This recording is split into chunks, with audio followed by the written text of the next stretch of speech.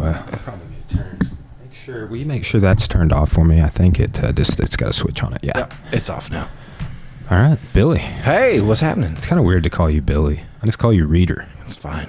Yeah. Hey, you. Yeah. I think, I don't know if I told you, I saw Dykema the other day at a thesis defense. And I was just, Dr. Dykema, it's great to see you, man. He's like, call me Peter. Peter. Yeah. I was like, Mr. Peter? And it's just super weird because I mean, he was my thesis advisor, you know? And so, and I have the utmost respect for him and like, honestly, everybody. But it's weird to be in the same profession as that guy. It's weird when your former professors become your peers. Yeah. Yeah.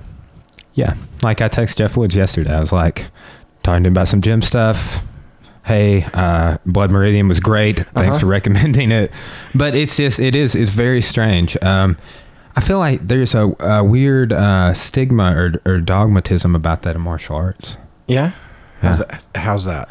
Like a lot of instructors, I feel like want anytime they have this like a student that's like gets better than them or becomes a black belt and has their own ideas or wants to do things the way other people do it or anything like that, it's always a point of disagreement. Yeah. Industry wide. It's not just like a situation with me, but like just going to peer status, like when you've been with like a ranking instructor from like white through black, because it's like a 10-year plus period. Right. And I just feel like there's no sort of, in academia, you have a tenure, you have, what is it? Associate, assistant, full? Associate, full. Okay. Yeah. So what are you, associate? I'm assistant right now. I'm supposed to go up for associate next year. Didn't you have something weird come up? Because I'm on a different track than everybody. So I've been teaching for 15 years, but since I don't have the PhD, I'm on a slowed track.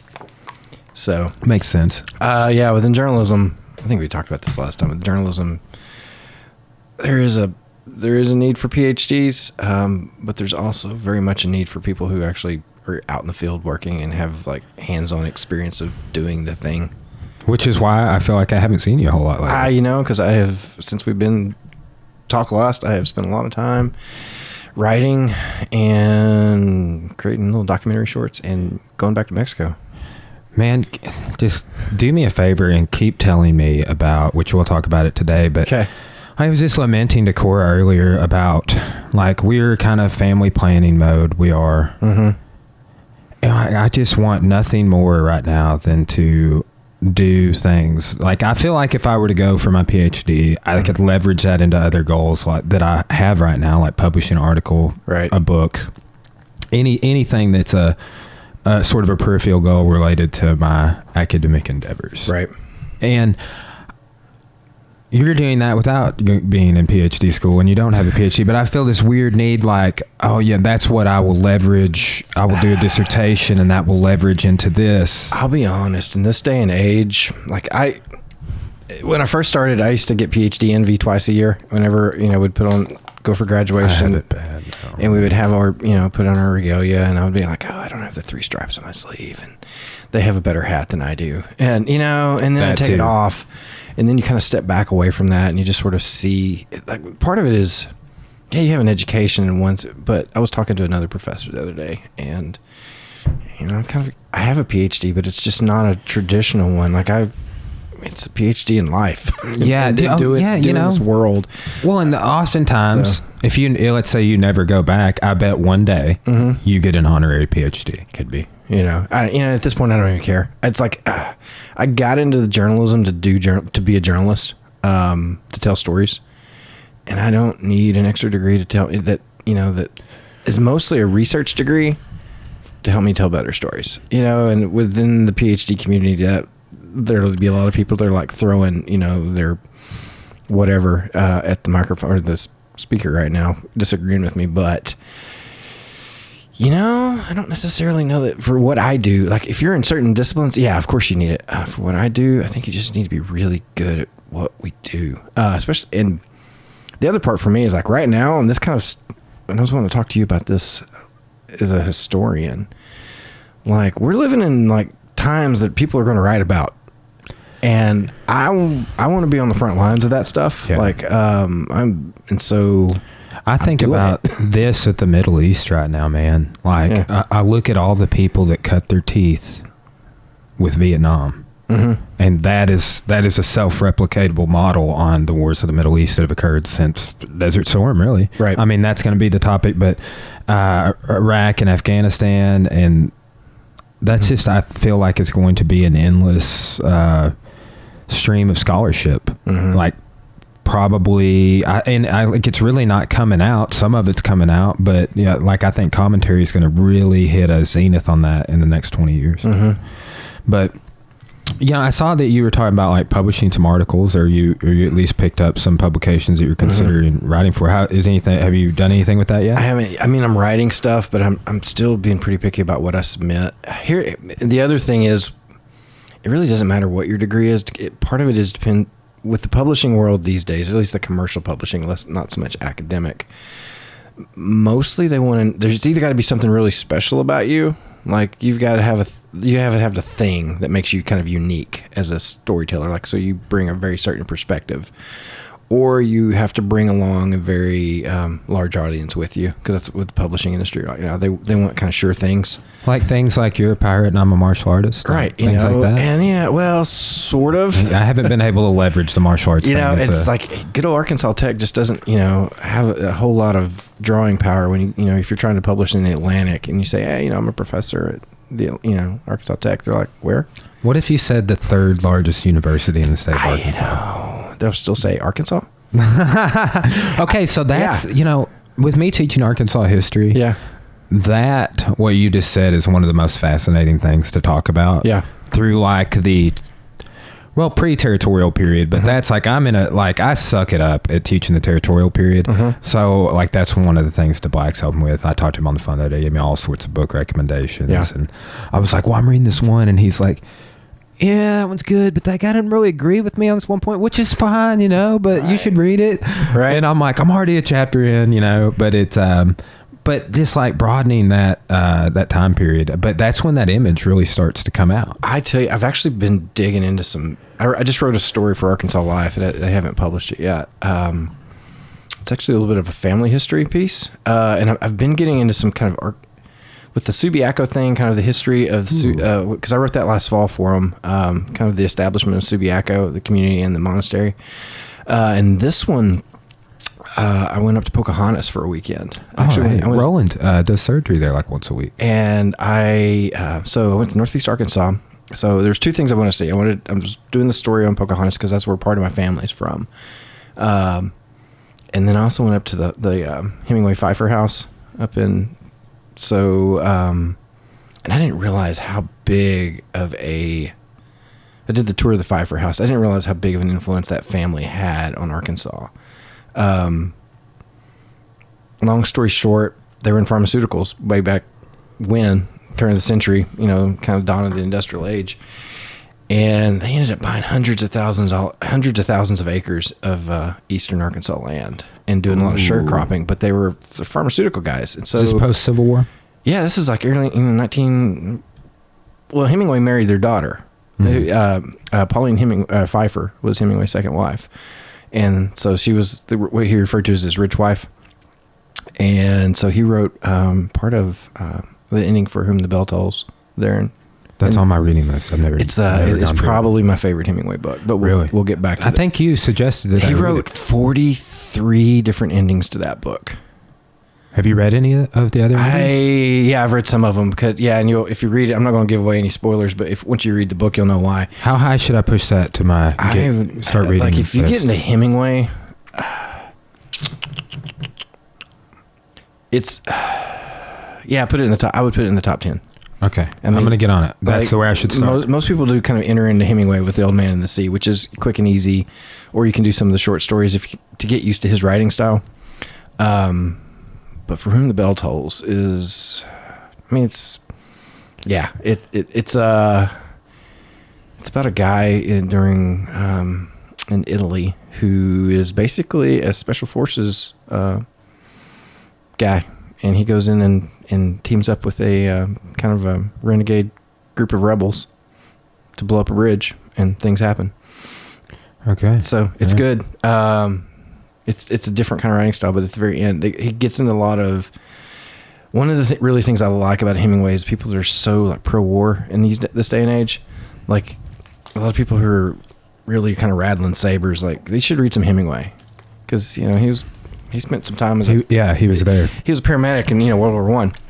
Volunteered, did he not? Yeah, and he actually even got in there and led some raids when he wasn't supposed to. Wow. Anyway, let me get back to Arkansas history, though. So he was married to his second wife was Pauline. They met in Paris, and Pauline Pfeiffer, and then Paris, Arkansas, or Paris, Paris, France. That's what I was. So thinking. yeah, there was Beckman and Fitzgerald, and all of them were running around in Paris.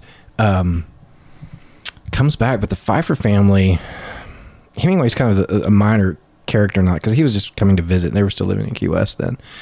But the Maybelline is an offshoot of their industry. Pfizer is now a offshoot of what that was the Pfeiffer pharmaceutical company. Have you been down to the Keys to research any? Not yet. I really like. I think one of my next projects is just going to be something kind of like me chasing Hemingway, because I've been to Paris. I want to run with the Bulls. There's a lot of. Oh wow! I want to go to Cuba. There's a lot of things I want to do. So that I've just kind of been on this track indirectly. I think I just want to do a Hemingway, like just literally chase Hemingway and see what I can find. I've been to his house in Key West and that kind of stuff. So and then that sort of just kind of drove that home. But anyway, bringing this back to Pocahontas. So my grandmother on my dad's side, her family was from Pocahontas. And they had a hickory handle mill that in like 1906 is when they set up in Pocahontas. It's the first industry in the city of Pocahontas, industrial. And they made what they would call handles for striking tools. So hatchets, hatchets, axes, picks, things like that. And so you follow this kind of timeline of kind of like the rise of their family and their industry, and they would, bring these little hickory logs in by barge on the Black River, and then they were literally shipping them all over the world. They were shipping pick handles to South Africa gold mines. During World War II, they were shipping. I'm assuming they were pickaxe handles to like GIs. The federal government was a customer of theirs during like the WPA CCC era. So. And then they shifted that over to the war effort during the wars, and then it all kind of fizzled out post World War II because things became more industrialized and people weren't using hand tools as much. And so there was interesting. And so with this rise, what's interesting to me as far as Arkansas history, and it's I would call it rural history, is there was this rise of sort of this industry within a rural community that lasted roughly 60 years. It rose. The community did really well, built up, and then that industry died off. And then now we're kind of in this period where, everything's outsourced. Globalization starts kicking in. And so a lot of these old communities that were built up around these things have kind of these shells of what used to be there. There was also a shoe factory right next to it. Now where that mill stood is just a park. And there's the old steam engine that powered the mill still there under a pavilion in the park. So yeah, you mentioned the Black River. This is something that I would like to do, because I'm trying to think. Like I teach Arkansas history, so and I just recently joined the Arkansas Historical Association, and signed up for a lifetime membership to the Quarterly, and that is a publication that I would probably am most interested in writing an article for. Right. They have guidelines for submission, so it's like something tangible I'm a part of now that I have some guidelines I could look at, but.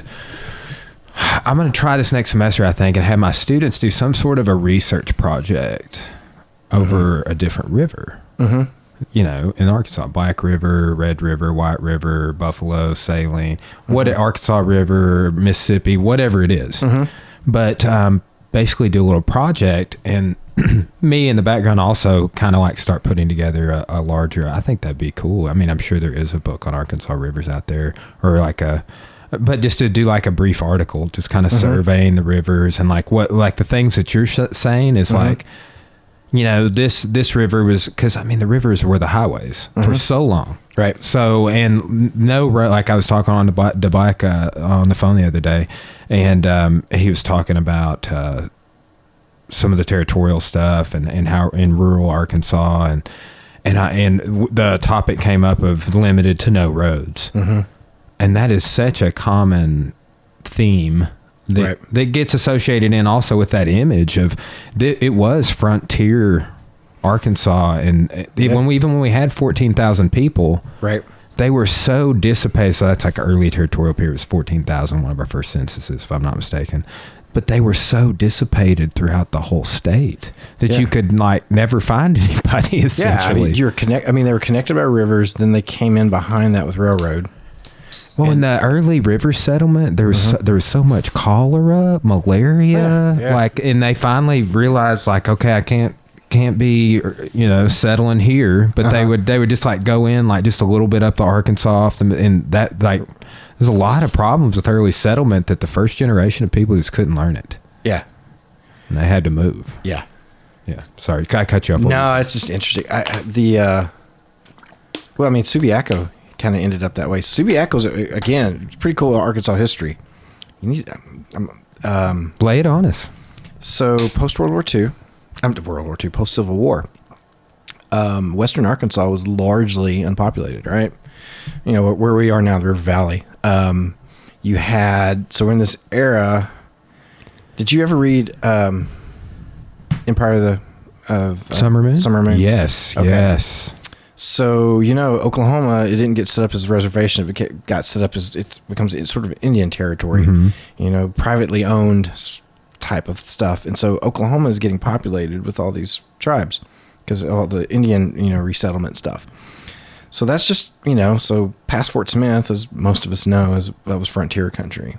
Post Civil War, you had all the freed slaves, a lot of folks collecting in eastern Arkansas, and moving in the sharecropper world, and a lot of that stuff. And so you had this sort of largely unpopulated area of western Arkansas with the River Valley. And the railroad had come through it, and they wanted to populate it. And they wanted to populate it kind of strategically. And so they wanted white Europeans in that area.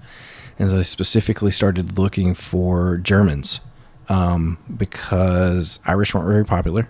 But Germans were considered industrious, and they wanted like good farmers that were. What part of the state is this again? Subiaco. Oh, they're looking for Germans in Subiaco. Wow. Yeah, this is why that whole area around Paris. A lot of Germans settled in Bentonville. Yeah, for some reason they were the state. So the railroad teamed up with the state to set up a German community in Subiaco, and they initially pitched it to the Mennonites, and the Mennonites turned it down. And then there was the bishop, the Catholic bishop, found out about it, and there was a monastery in Indiana that they sent some monks down to. It was pretty funny because everyone lied to them. It was really, they sent kind of an exploratory committee to see if they really wanted to come set up a new monastery and a new German community and new Catholic community. And they're like, oh yeah, the winters aren't too bad. It's not too bad. It never really gets that cold here. Pretty much the grass grows green year round. Summers aren't very hot. You hardly break a sweat. It's fine. It's great. And, they brought them down in a decent time of the year whenever, Wow. When the weather's great in Arkansas, it's great. And when it is. And it's not great, it's not great. And so this guy, he's like, it's literally, I think his quote was like, it was paradise. It's fallen from heaven. And that area is beautiful. Don't get me wrong. It's beautiful. But they brought down some monks, and they had to live in a little log cabin. What year was this going down? This was about 1885. Okay, so that's a recurrent theme then. Yeah. Recurrent theme. That happened pre-Louisiana Purchase when France had the Louisiana Territory. Yeah. There's this guy, John Law, and he called it a Garden of Eden. Mm-hmm. Created something called the Mississippi Bubble, and also a lot of German immigrants there as well. Yeah. But basically, he got all of these people. He was a minister of finance for France. Got all these people to agree to migrate. Mm-hmm. Very few of them made it to Arkansas, right? But that was the goal. He set it up as this speculative thing. People got here, realized it sucked, that it was frontier, that there were no roads, that it's like impassable, and that there's no settlement. But he was calling it a Garden of Eden and other things, paradise on earth, utopia. And these guys got down there, and they spent one summer down there, and like, what have you gotten us into? Because because they suddenly realized that all was not well in August in Arkansas.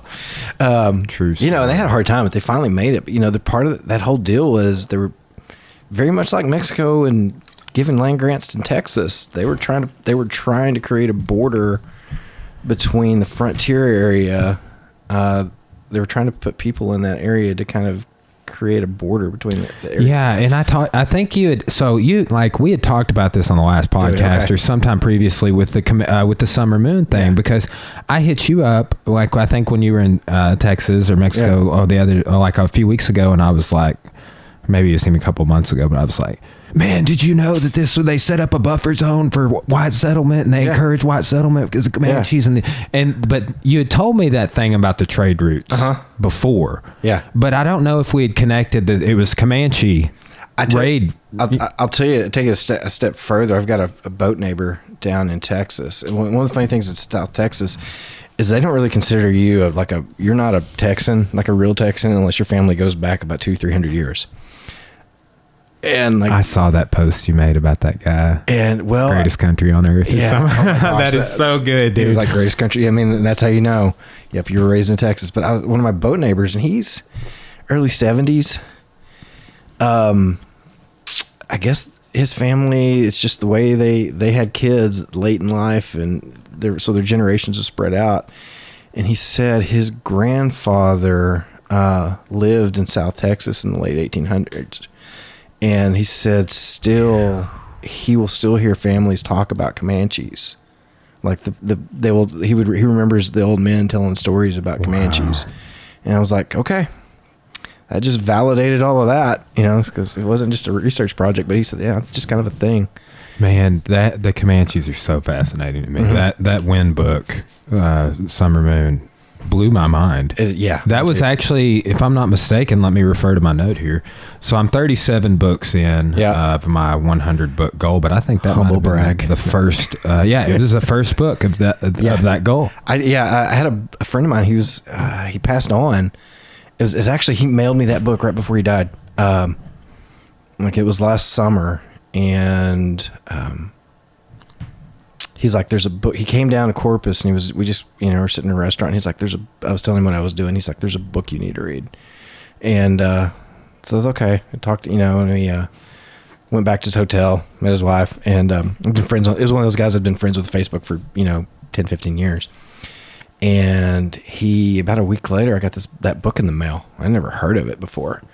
And then about 2 months later, he passed away. And so I read it, and I was just like, oh my God. And then next thing I know, Rogan's talking about it. And then it explodes, because I don't remember how many people. I kept recommending it. It's like, you need to read this book. It's amazing. I think that, well, and two, like after I started freaking out about it, and I was messaging you on Facebook, I had like some deja vu, and I was like, I think that Billy might have even told me about this. Yeah. Because you had mentioned that trade routes thing again, and I was like, you might have mentioned, I need to just go back and listen to our last podcast, which I remember when we had our last podcast, something weird going on with my SD card, and we just did audio only, I think. Yeah. So now we got the actual video. Woo. So. But yeah, it was, I don't know. Yeah. You take Arkansas history, like Texans, man, they take that stuff to a different level. Like, because you can't teach unless you've taken Arkansas history, Texas history, and you can.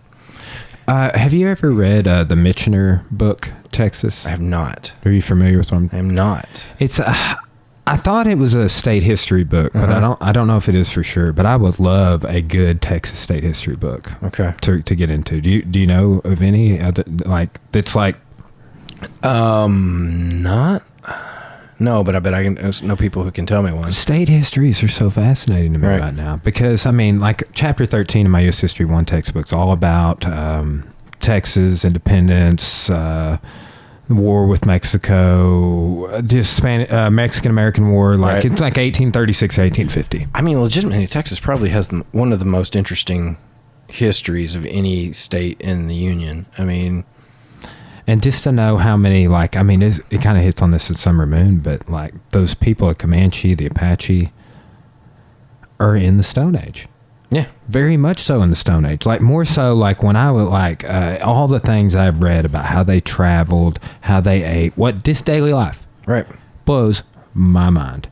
I mean, yeah, they were we referred to them, they were the Spartans of the Stone Age world. Yeah. Oh man, how far they could cover Yeah. in a day, and then what they would do if their horse would die, they would gut it, throw the guts around their neck, and ride. And they would get on another mountain and start riding, and they would like basically drain the contents of the guts for sustenance. Yeah. Got to do what you got to do, man. Yeah, I mean, yeah, but it is very much so. You see that in everything. It's like you live in a desolate desert that is has a bunch of. I mean, there are no elements of civilization, really. Well, you know, there are, but I mean, this is where we're getting to first world problems too. Like we think of like, I'm going to eat that because it tastes good. When you're in that world, or if you're in something like in the Arctic region, you're not eating because it tastes good. You're like, this will keep me alive. And so that becomes the priority rather than, you know, how good is their fettuccine, right? True, very true. Right, this will keep me alive for the next 24 hours. Yeah, how much people ate jerky?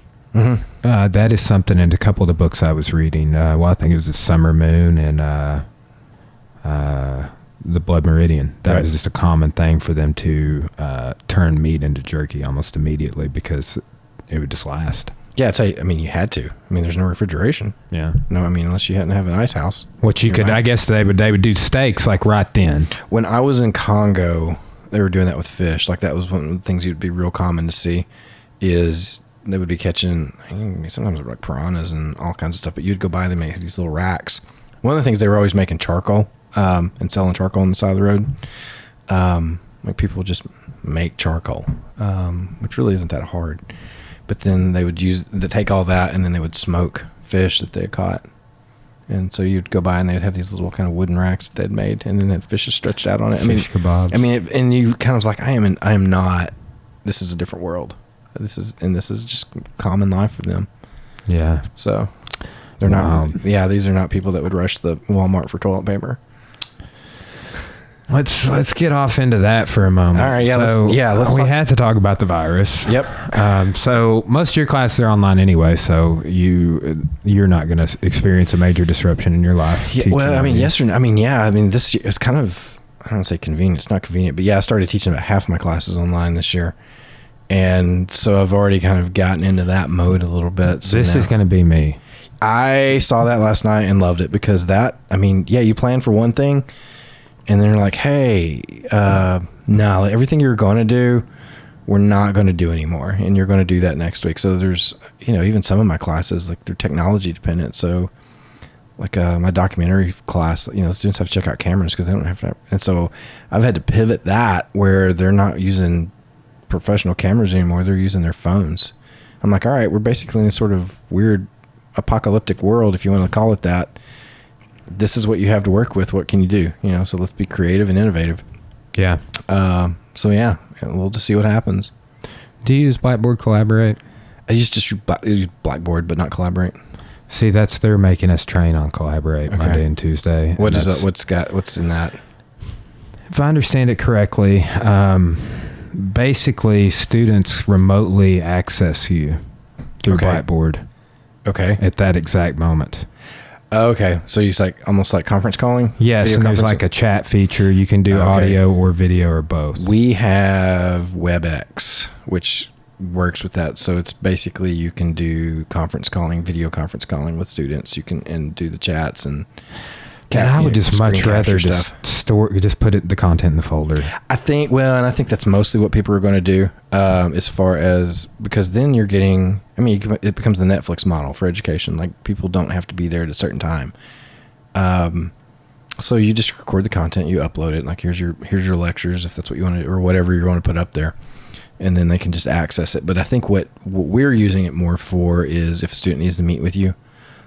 So if you need to do a conference with a student and they want to talk face to face, or that's a good idea. Or you want to have a meeting, so we've got 5 different people and we all want, faculty meeting or whatever the meeting, that gives us an option to do that. Yeah. I wish they would, I hope that after like Wednesday, they let us kind of do this Well, from this room for me.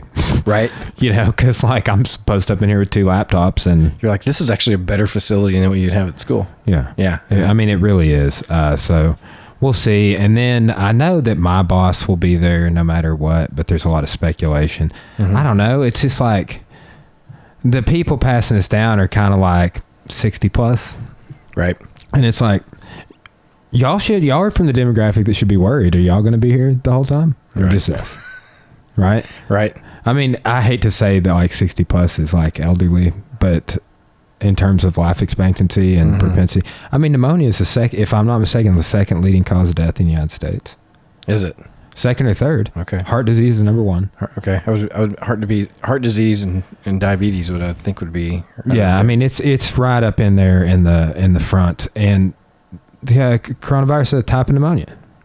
Yeah. So, well, yeah, it ends up causing a pneumonia because it attacks your lungs. yeah. So So do you think it's going to get better or worse? here's where, if you want my guess, best thing we can do right now is pay attention to other countries that are in front of us.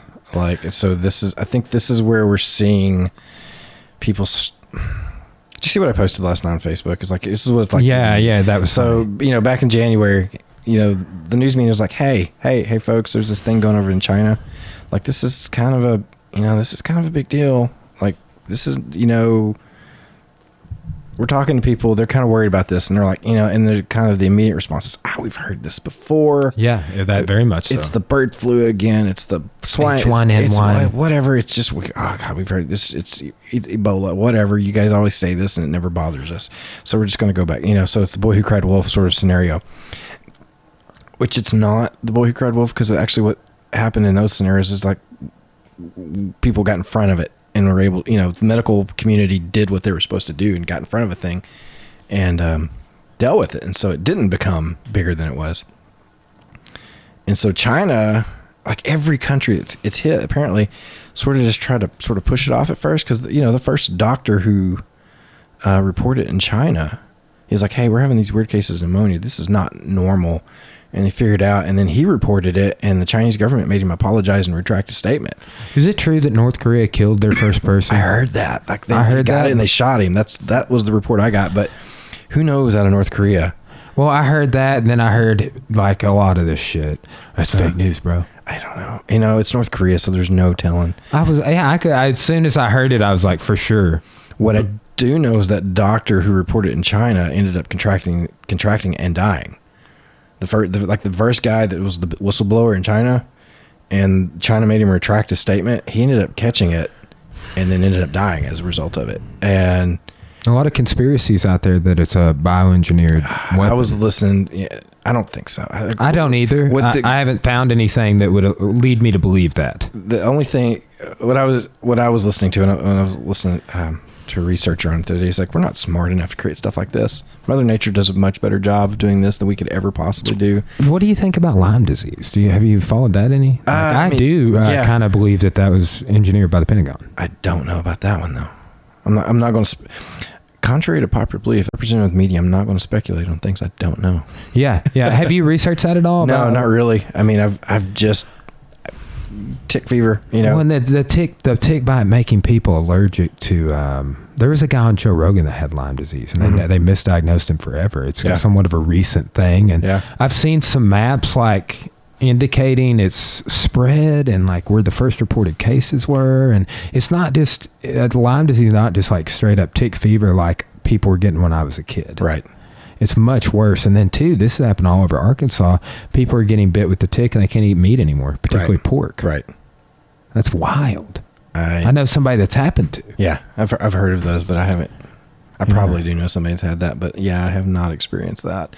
I did see they were talking about what was it? I don't know. It might have been a Rogan. All things Rogan. There was a great expert on Joe Rogan about talking about. They were talking about they were like white-tailed deer populations got decimated in one area, and they were trapping them in one state and then transporting them to another. And they said they had ticks on them, and they were in an area that had a lot of Lyme disease, and so so what they said were the spread of the Lyme disease was coming along that interstate corridor because their ticks were dropping off while they were being transported, and that's where they started having the regrowth.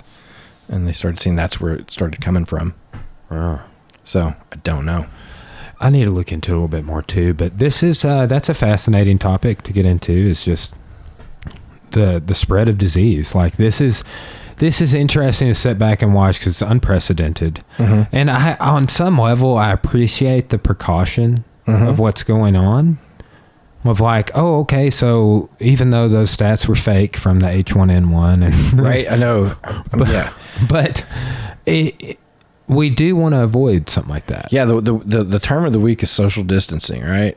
And so I'm pretty sure that you sweated in my eye. I was about to say, yeah, we're talking about social distancing after we were doing jiu-jitsu earlier. Yeah. So, but the thing is, I don't even know where I was going with that.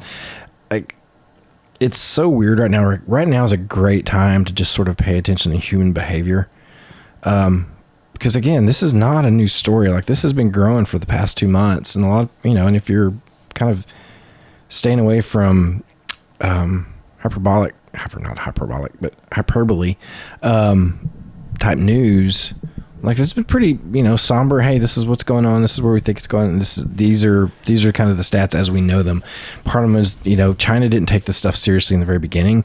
It got out of hand, then China went hardcore as far as the quarantine. They realized home quarantine wasn't working because people were infecting their families, and then you had Italy and Iran who just like, we're just like, don't worry about it. Italy got slammed. Italy got slammed hard because they didn't want to shut down. They just wanted to it'll pass. Don't worry about it. They didn't learn from the freaking Black Death, man. The freaking Catholic Church shut down all mass. Like that was an announcement within the Catholic community. Are you Catholic? No. Okay. But my wife's family is. Okay. And like the Pope shut it down. Like now large Catholic groups are not meeting for mass, which is a big deal for them. But here the Vatican's in ground zero for all this. Yeah. And I think what you're seeing, like it's from the American side of it, Italy just put it off, and then it was just going crazy. And I think that's where it finally started clicking for some people. That and what's his name from the NBA? He was making fun of it, and he was touching all the microphones, and then he got it. Then turns out he was positive for the virus, and I think in our sort of social media driven world of and pop culture, like it took that, like they had sort of this is a person that we know who's a celebrity, and then Tom Hanks comes out with it, and then suddenly it's like, oh my God, this is a thing. And like it was, I really think people have a hard time grasping the reality of it. Yeah, well, and isn't that the case with like so many things? Like, that's not me, right? Like there was something going around a while back that's like, when they came for the Jews, nobody was worried because I wasn't a Jew. I wasn't a Jew. And it kind of levels it, like does like 6 different scenarios. As long as it's not me, I don't care. Yeah, but that's a too late model of thinking. Oh yeah, absolutely. Yeah, I mean, you're seeing like the laggards as far as adoption of ideas. Like the laggards are still on social media going, don't worry about it. This stuff's overblown. Just, don't worry about it. Go, and I've really been kind of resisting there to tell people to go start licking some doorknobs. If you're that confident, just go. Well, do we know how many cases there's been in Arkansas as of today? I don't know. But see, the thing is Arkansas is hardly testing. That was one of the other things I kept trying to tell people. They're like, well, there's no cases in Arkansas. It's like, we don't know that. The early people, they wouldn't even test. We're not even testing. And that was we're not testing. So you can't know how many cases there are. Let's see, 9 total presumptive positive COVID ID-19 cases. So that is 22 hours ago. There were 9. Presumptive means they tested positive, but CDC hasn't confirmed it, if I'm not mistaken. So we have that, and that's just what's been tested, which is only a small fraction. And that was 24 hours ago. And what I've heard, this thing doubles every 2.5 to 4 days. Yeah. So a lot of people I've heard, and I mean, I'm just an arbitrary date or whatever, but they're saying predictions out there that for the next 3 weeks, it's going to get worse across the board. Yeah, I would imagine. That's what I would imagine. My guess is over the next 2 weeks is you're really going to start seeing people coming out positive. And again, where we've messed up as a country is like we're not able to test. And so Now it sort of becomes from a medical standpoint of like, all right, we're just going to have to assume that this is the reality. So, because we can't test you positive, so we're just going to have to treat you as if you were. Yeah. For people, that's I kind of heard for people that are reporting flu-like symptoms but test negative for the flu, they're just assuming that's what they have. Yeah. Yeah. Well, I heard that this was all caused by the Dems. Oh, yeah. So this is a leftist conspiracy. Absolutely. I've heard it's a government control of the people because they shut down all these ball games. This is just governments controlling UFC's happening with no fans tonight. Really? Too, yeah. How's that? I mean, well, as a musician, I can understand how, that works. Wow. You go out and you play and nobody's there. They're just not paying attention. You could live stream it, right? Yeah. Which the world we live in now. I mean, Panic always has a live stream we live stream a lot if we're not there. Yeah. But that's, this is one thing that concerns me. I feel like, and I'm not alluding to a conspiracy, but these are things that could be going on in the background on some level of it's an election year, and I feel like very much so there's a lot of division, and what we're doing right now is probably not a thing that either political party wants a lot of constituents doing. Right, talking about it. Talking to each other, and or just think about okay, there literally is no leisure now. Right. Right? That is all the things you do for entertainment, we're going to shut that down. All down. Right? And I get it. I get it. But it's also man, you're really, these policies and stances are making it to where at no other time in our history have we done this really, we might have done the flu pandemic of 1918 or something. I don't know. I haven't researched, but this is unprecedented in my life. Right. And everybody I know says it's unprecedented, but a lot of people alluded to the coincidence of it being an election year and that all of these things that we would normally get together, right, large groups of people, that's not an option anymore. Right. And somebody put forth, this is somebody just yesterday in passing said this to me. They're I think this is population control because they're trying to get the boomers to go away. Oh my God. Yeah. And I was just damn, bro. But there's all sorts of weird conspiracies swirling out in the ether.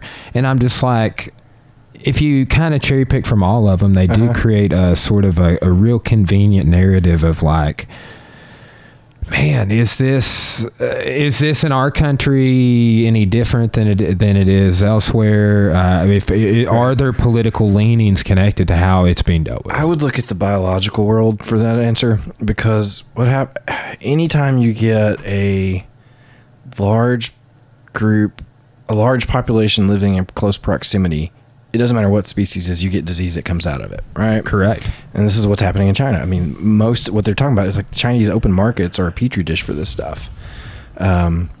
Because you have multiple species of animals, a lot of them are wild, none of them, these things have been vaccinated for anything.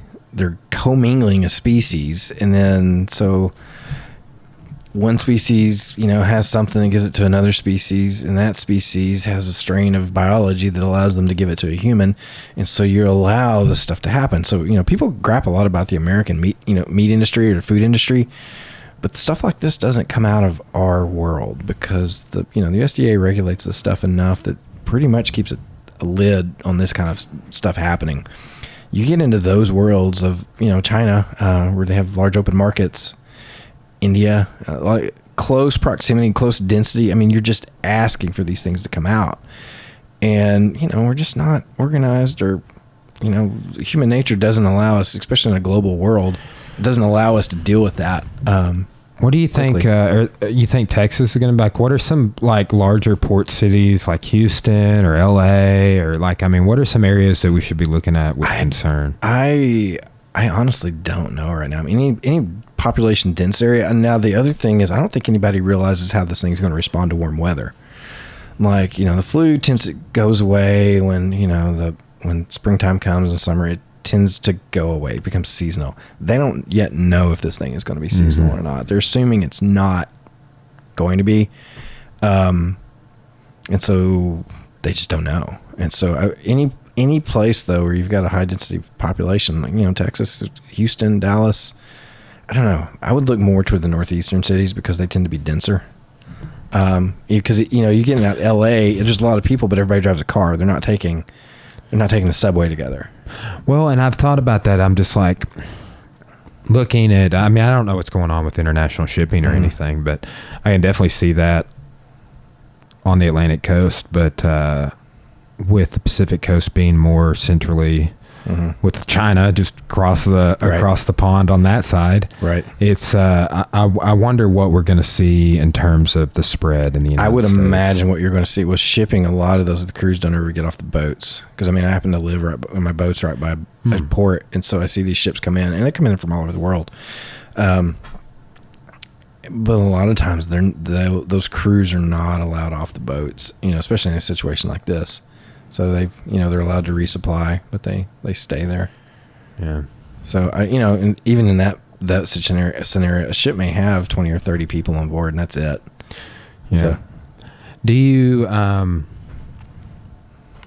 So I know that the 250 number has been what a lot of people are following, right? Like, don't get in a gathering of 250 or more. Right. I think that it's going to get more extreme than that. I think going into this week, we're going to see more cancellations, more businesses closing. Right. I don't know what we're going to do about that. We're talking about it and put out a statement to membership and stuff, but it's our hope that we get to keep having classes. But we also have this policy that when, like, the local school districts close, we often close. But that's usually just for inclement weather. Right. Right? Not like whatever you would call this, pandemic. Right.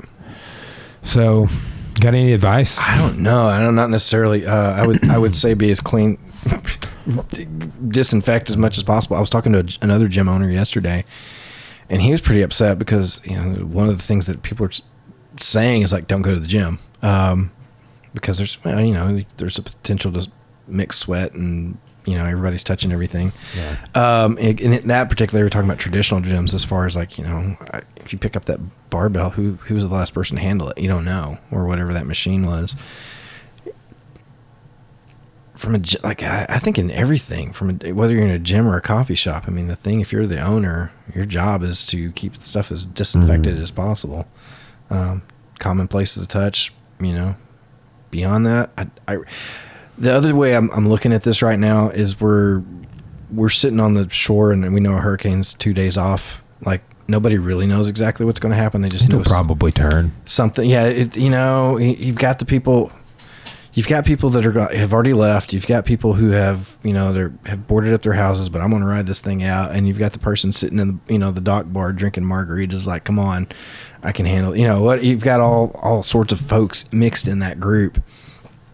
And, you know, and I think from an economy standpoint to social interaction, a lot of this is going to change once we know kind of what we're dealing with. Like, once people experience it firsthand, like once it's in the community or in, you know, and people, like, I know somebody who has it, and where that person is, I know somebody who has it and they got better. And so I kind of have a better understanding of what their physical symptoms were, you know, how miserable were they? You know, did they get better? Or did they not get better? Who, you know? I saw today, and I don't know if it's true. It could have been a nice little piece of propaganda, but a 103-year-old woman in China, like right near the epicenter of the outbreak, recovered. Right. So it's not statistically likely to happen that way, but if that is possible, if that was true. In the coldest terms possible, this is natural selection at work. I mean, it's a disease that comes through people who have underlying health problems. It's going to affect. Well, and I think that that is the point that person was making, is that any inability or feet dragging of the government to deal with it is to kind of let that portion of the population that's already weakened kind of just go ahead and get rid of them. Yeah, which.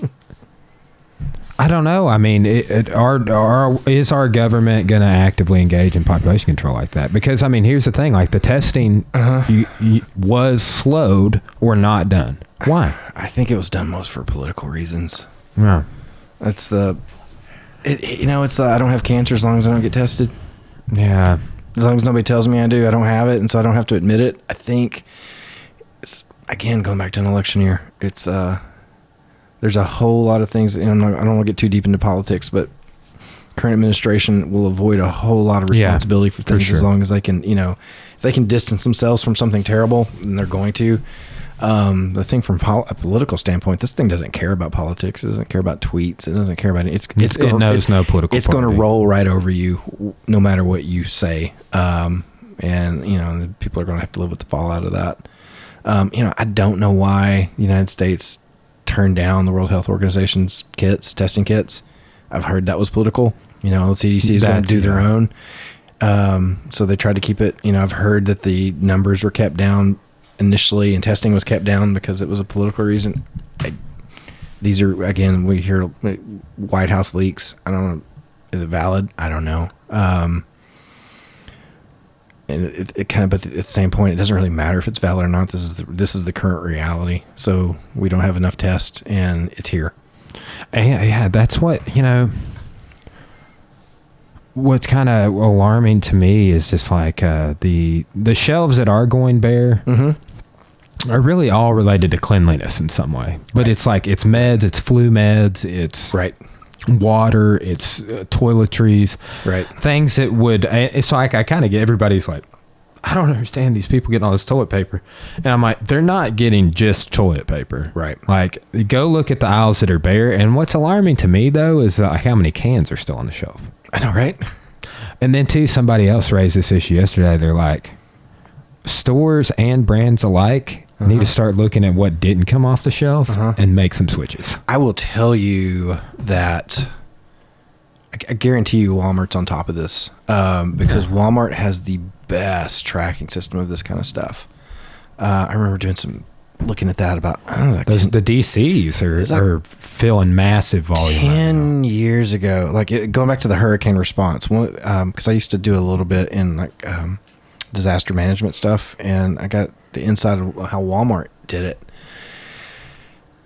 Like, they would have a meteorologist, and I'm assuming it's still this way, they have a meteorologist on staff at Walmart headquarters.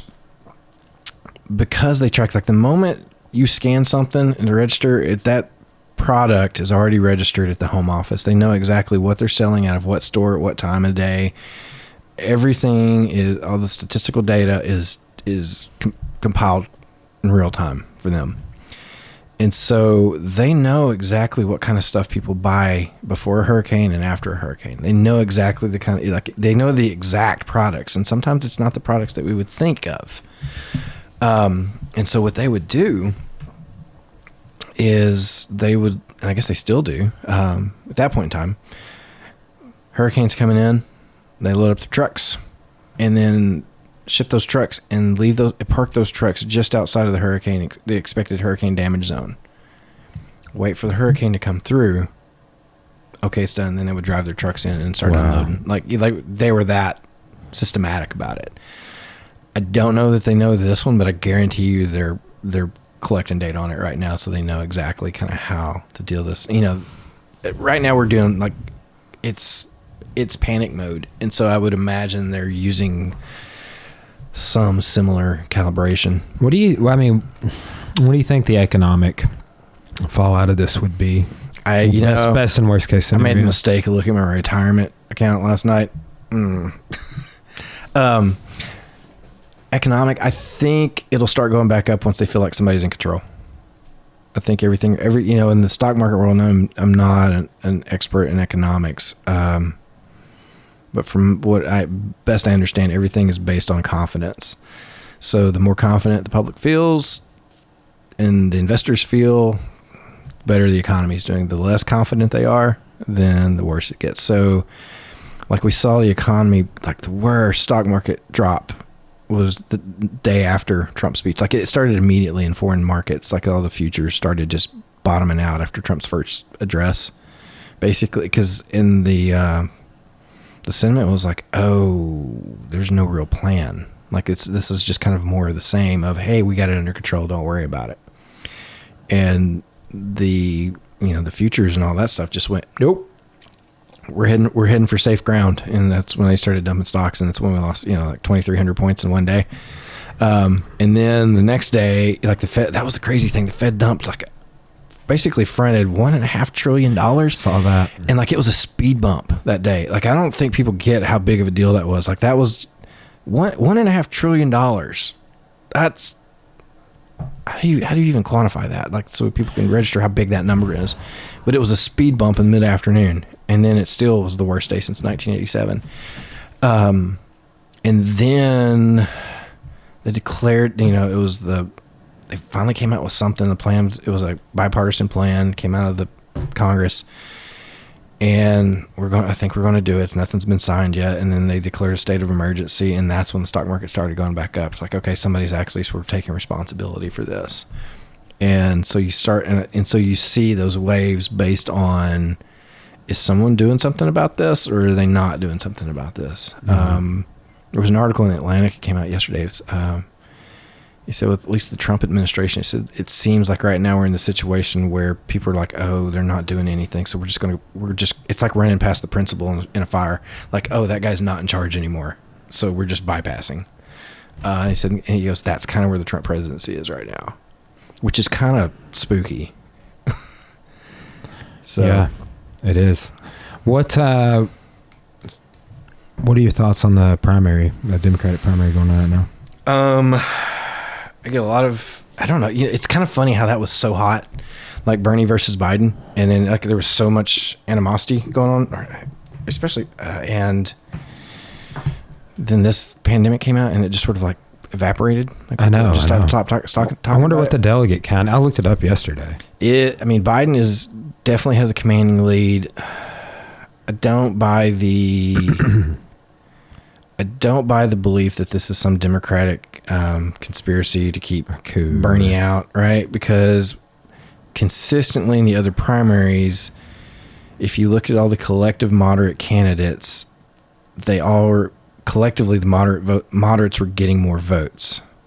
Yeah, Bernie's over 250 down right now. Yeah, and so the moderates were getting all the votes, but they were being split between three different candidates. And then when two of those candidates dropped out, then they all started going to Biden. Bloomberg and Warren. Yeah. Or Buttigieg. Oh, yeah. Yeah. Well, it was Buttigieg and Klobuchar. We're getting, and then Bloomberg. And when they dropped out, like, it all started going. I wonder why I never got any Bloomberg ads, man. I'm kind of sad. Really? Yeah. Not a one. I was like, Bloomberg is punching me in the face. Like, they must know I'm like a conspiracy nut or something. I don't know why, but I didn't get served a one. I was really kind of interested to see how that was going, because I was like, could he buy his way into it? Like, because I think the big thing right now from the Democrat side, the left of center, is like, how do you get Trump out of office? And so you've got one side that is, you know, hardcore, the left-leaning part of the left party, and then you've got the moderates, and like there's sort of this kind of collective pause, like, well, what if we pit our billionaire against that billionaire, and this billionaire's got a lot more money and he's done stuff, but we really don't like him, but he still writes a lot of checks to a lot of the right people, and so can we stomach this? Like, is this our moment of just like sort of stomaching it? And then it was like, nope. Man, it is so wild to me. Like, I see no universe in which Joe Biden beats Donald Trump in an election. Really? Yeah. How's that? Dude, I know that I've talked to you about creepy Joe Biden, but that motherfucker is weird. He touches too many people. It's not just kids. Talk about Uncle Joe? Yeah. Like, I could see a world in which if Bernie got the nomination, he could beat Donald Trump, and I cannot see that with Joe Biden at all. There is no fucking way on earth, and I would vote left. Right. I would vote liberal. Right. There's no way I would vote for Joe Biden. Really? Like, the man can't string together a coherent sentence. Donald Trump's speeches are bad. I would listen to Donald Trump because there's some real value of like getting a chuckle out of it sometimes. Well, I mean, he's a comedian. Joe Biden like literally messes up every speech he gets. I think, see, and that gets into, I don't really care how good of a speech somebody gives. I care about what are they doing when they're in meetings. Like, can they control the meetings? Can they control the policy? And as far as from a State Department, perspective, he's got statesmanship. And so what do we need right now as a country? The thing that gets me with Bernie, from a policy perspective, I don't want to pay more taxes. I don't mind paying more taxes if I don't have to pay for insurance. I was there with that for a minute, and then honestly, I was pro Bernie for a minute. Yeah. And I kind of flopped on that because I'm like, man, I get what you're saying, Bernie, but I already, Cora and I, the tax bracket we're in, right, and just the idea of the middle class paying more while the upper class really, let's say they do pay a little more. Right. In no world am I ever going to understand paying over 30% taxes while Jeff Bezos pays 0. In no world. No, I don't either. That is and I think that's actually,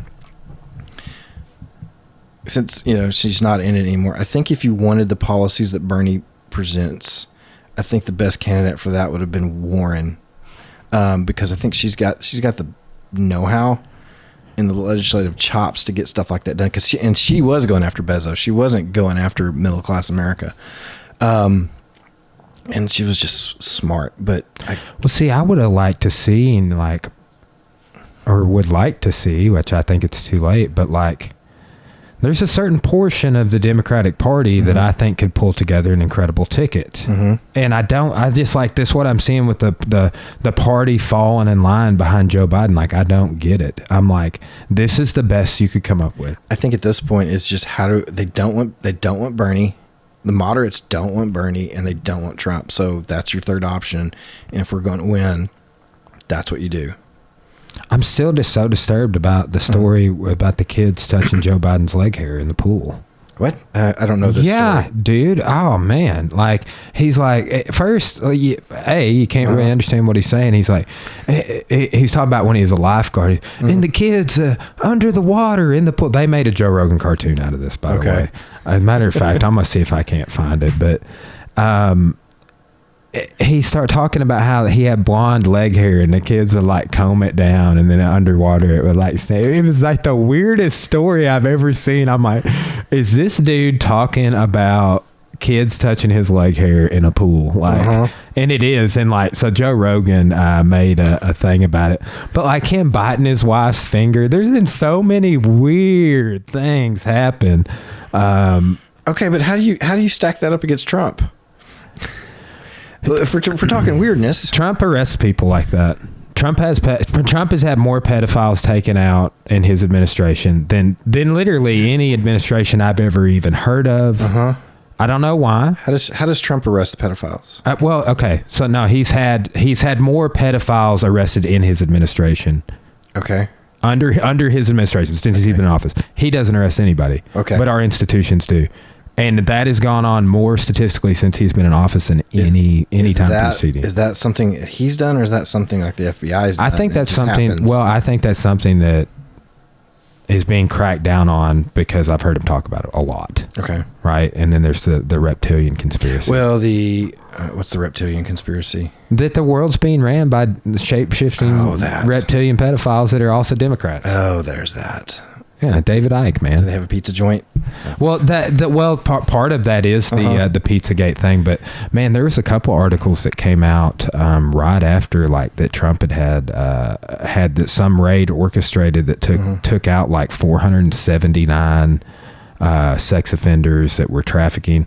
He has cracked down on human trafficking. I feel like maybe not at the border, but in our own country, or. Maybe all that's propaganda and rhetoric, so we don't pay attention to the border, because the perception I have is that his administration has cracked down on some of this shit that's going on domestically and the importing of sex slaves into our country. I don't know.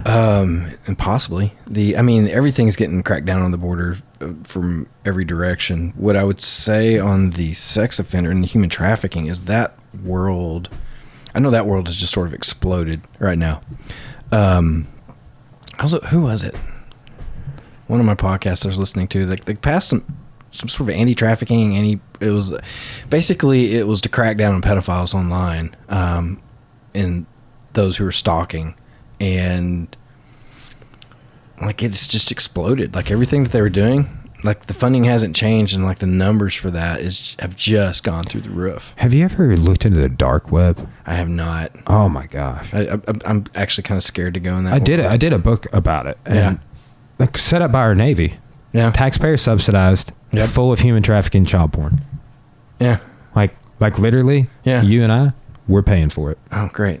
Like it is taxpayer funded. Oh, that's what it was. Actually, the New York Times did a story on it. That's where it came from. Was some guy had reported, like, he did a Bing search for something. Like, he was looking for a part number. Like, he put in like random numbers. It was, and then he got like legitimate, like not just child pornography. It was like torture type stuff. And he was like, whoa. And he tried to report it, and it didn't go anywhere. And so he contacted the New York Times, and they're like, hey, this is what I did this search on Bing. And specifically, it was Bing. It wasn't Google. I think it was Bing. Yeah, it was the Microsoft one. And he was getting these results back. And so the reporters contacted their attorney, and he's like, "Can we research? Because we don't want to click on these links, you know." And he's like, "Yeah, but you're not protected under any form or fashion." And so they started doing some research, and then whatever the organization is that tracks the stuff said that world has probably exploded like 10 to 20 times what it was 10 years ago. Like it's huge. So I don't know. So when we talk about whether Trump has done that or not, I just know that world has exploded. So yeah, that could just be like since the numbers are going up, we're seeing, because I remember, because people were trying to argue the Pizzagate thing was true, right? Because there were two articles like right as soon as he got into office where they made some big raids, and he was credit claiming for it. Of course he was. But I was at the same time, I was like reading the stats and stuff, and I was like, hell yeah, great, this is great. Take some more out. I'm all good for those. I'm all good for public hangings when we're talking about pedophiles. Go for it. Yeah, I mean, so what got us on this topic? Like, where are you at with Joe Biden fucking touching kids, man? I can't stomach it. I don't pay close enough attention to that sort of stuff, though. Here's one of the things with me. I don't know. When we're talking about it, I don't actually know about it. You were actually the first person I've sent you the video, and I was like, is this real? I was like, this makes me feel this way. And we were like kind of talking about the implications of it, but I shared it again the other day on my page. And I mean, there's a hashtag creepy Joe Biden. I mean, and I've seen the creep, like with him, like biting his wife's fingers. I hate looking at that kind of stuff and going, okay, and just taking that. I want to see the whole context. I want to see everything. Like, what happened before then? Like, what's going on? Like, I get that to an extent, but I would never, ever, ever, ever, fucking ever touch a kid the way that he touches kids. Ever. I don't like. Like if I did that, and like, dude, sometimes when I pat a kid on the back in my own martial arts school, I'm like, was that okay? Okay. And I'm just giving him a good job pat on the back, like literally like encouragement. And I'm like, would that be viewed weird by somebody sitting over there? Yeah. Right. Like, I don't want to be touching kids. Right. If somebody doesn't want me to. Right. What he is doing is 10 levels above a pat on the back. Like, it's like behind a little girl doing this. That's not okay under any pretense, even if you're related to him. Okay. It's like, I would touch my daughter that way. Right. That's it. Nobody else is going to touch it if I have a daughter that way. So that's like, I mean, but just to see, and like, yes, let's just say Trump's administration put the videos together, and I'm supposed to feel that way. Right. I still don't care, because I can't ever touch a kid the way that man touches a kid. Okay. And I can't see the, like, well, things are different back then. I've heard some of that, and I'm just like, I watched it again the other day, and I hadn't watched it since like probably about when I was talking to you about it. And I showed it to Cora, and I showed it to my buddy Colby, and they were just like, that makes me feel dirty. So like that, I just like, I don't get why that's not being talked about more either, but maybe there's some reason behind it. Like why it's like, maybe I don't have a good answer. I mean, it could be a deep fake. I don't know. I'm not going to, like I said, I'm not going to defend or support that, because I don't know. Yeah. And it's something to avoid. Like, I don't want to ever see that video again. Right. Like, it disturbs me. And then I'm just like, well, I wonder how much his administration is going to crack down on shit. Mm-hmm. I don't know. Okay, since we're just talking about that, more in a generic sense, what do you think the next administration, whatever that administration, should do? Like, what is this country like? When I think of leadership right now in this country, I'm thinking, what needs to happen next? Like, how do we put this place back together? This also gets into where I'm not a big Bernie fan. Because I think about foundational things. Like, what do we need as a country? Like, you can't build on a broken foundation, right? So, foundational. What do you think we need to do right now? Man. Honestly, like, the middle class needs a serious load taken off its back. Right. Like, whether that's lowering taxes or like raising taxes on the rich or whatever. But like, without a strong middle class, I'm of the belief that we're screwed. Right. I'm in the middle class. I pay more taxes than anybody I know. Right. And it just makes life way harder. But meanwhile, people like tax brackets above me or income levels above me are paying less. And I just like, I don't understand that. And I don't believe in trickle down economics at all. No. I don't think there's one instance where that's ever worked. No, it's not. But on just a foundational level, like, I've always just been like, our educational institutions without like, there's just more things I think we need to invest in. Mm-hmm. Like, this is like a small issue, but it's like, why are kids paying for school lunches? Mm-hmm. Why are my college students having to buy these $100 textbooks? Why did my wife have to buy the toiletries, copy paper for her classroom? Yes. Yeah. Or like, I mean, there's just so many things where it's like, I think we could, and for lack of a better, but like some layer of socialism to get rid of some of these things where, like, I saw and this, as far as I know, Russellville's doing this, but when these kids can't come to school, they're running the bus routes and dropping food off. Okay. We need to be doing more stuff like that. We need like food getting thrown away. That doesn't need to happen. Like, they throw away all those school lunches at the end of the day at Russellville. Right. And now, whatever they did, now some have been going to the Main Street Mission is what I heard. Right. But there's such a problem with waste and the budget. I mean, the deficit. Mm-hmm. These are all things that it's like, I don't have the fixes for them, but like, we need to start with, I think, fundamental things. Like, I'm sure every single department in the bureaucracy is wasting an insane amount of money. I wouldn't doubt it. I mean, because, when you work in a department, because your goal is always to spend all the money you're allocated so you don't have any left because you don't want to lose it, whether it's a ridiculous purchase or not. I kind of think, I always go back to Teddy Roosevelt when I think of this stuff, because we're kind of, where we all are in a cultural sense is really, or a society sense, is really close to the era, Teddy's era, when the robber barons of that era. I mean, it was the titans of industry, we were the Rockefellers of that world, and you had somebody who came in who wasn't afraid to bust them up, and had the tenacity just to tell them no. I don't know that we have anybody who's going to do that. I'll be honest, I thought Warren would be that person. Like, and this was a few years ago when I was kind of seeing her rise. Like, she was an antagonist of Obama. Like, she rose up kind of in prominence during the last financial crisis, because she started out, she was a Harvard professor, and I think she just got brought in as an expert on economics. And I think her story was, she started out as a Republican, and she was trying to figure out, like, she was doing a thing on poverty, because she was, all these people were going bankrupt, and she just thought, they're just kind of milking the system so they could do it. And so she started going to these court hearings and seeing the people who are actually losing their houses, losing their farms, and losing whatever. And she kind of realized, like, oh wait, these are actually just hardworking people that just can't catch a break. And so which I want to point out, that's been going on since Shay's freaking rebellion. Yeah. Man. And like, that's what caused us to get a constitution, is people getting pissed about getting their house foreclosed. Yeah. I mean, because this is my house and you're trying to take it from me. or this is my land, this is my, you know, family's land, and you're trying to take it from me.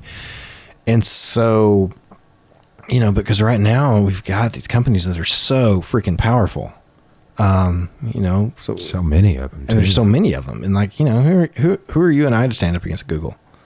You know, look at Facebook as your, you know, kind of moment there of, you know, Zuckerberg just kind of does what he wants, and nobody's been willing to go, you know what, we don't need you to be you anymore. It's, you know, the world would be better off if there were 5 different companies that, you know, Instagram becomes its own company, WhatsApp becomes its own company, Messenger becomes its own company, you know, all of these things become their own company. And I feel like that's the way it was starting out, right? Like everything was kind of its own company, and then you start getting gobbled up and consolidated. Because they're like, oh, we want that technology, or they're a competitor, and so they just bought it. Like Instagram is a competitor, so they just bought them. Well, you remember early on, if I'm not mistaken, Facebook's status back when it was like Billy is right going to do jiu-jitsu, right? Like where every status was is something. Yeah. But back then, if I'm not mistaken, the status thing like was an app that Twitter was based on.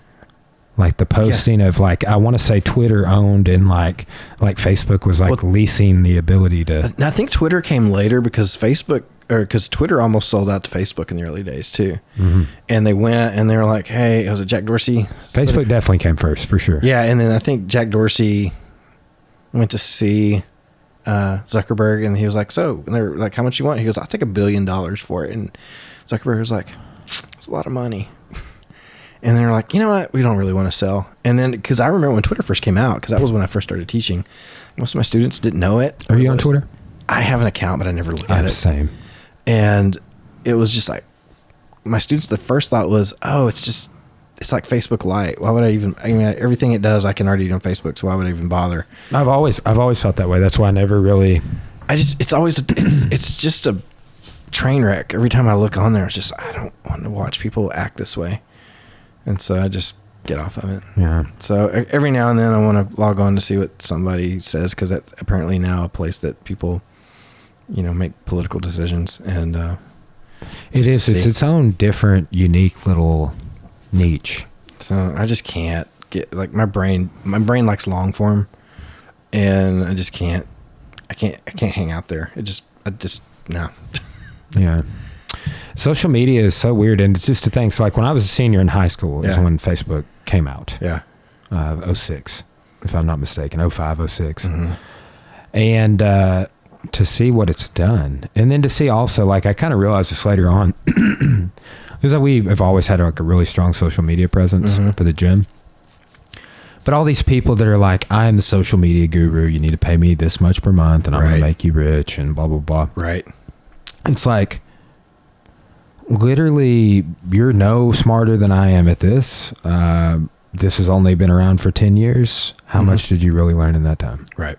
Like, that's how I started viewing it. Right. Because, like, there's nothing that on social media people are doing really that I can't just, like, go to another page that's killing it and copy what they're doing.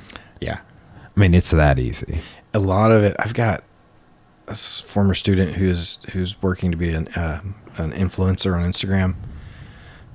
One of the things that's crazy with that world is how fake everything is. Mm-hmm. Like, everything's fake. Like, the person they are on screen is fake. Half the time, all their likes are fake. Like, you know, and they use third-party apps to collaborate. The different influencers will use third-party apps to collaborate with each other to try to beat the algorithms, because Instagram will monitor if they're messaging each other in Instagram, they'll monitor those messaging and they'll shut them down.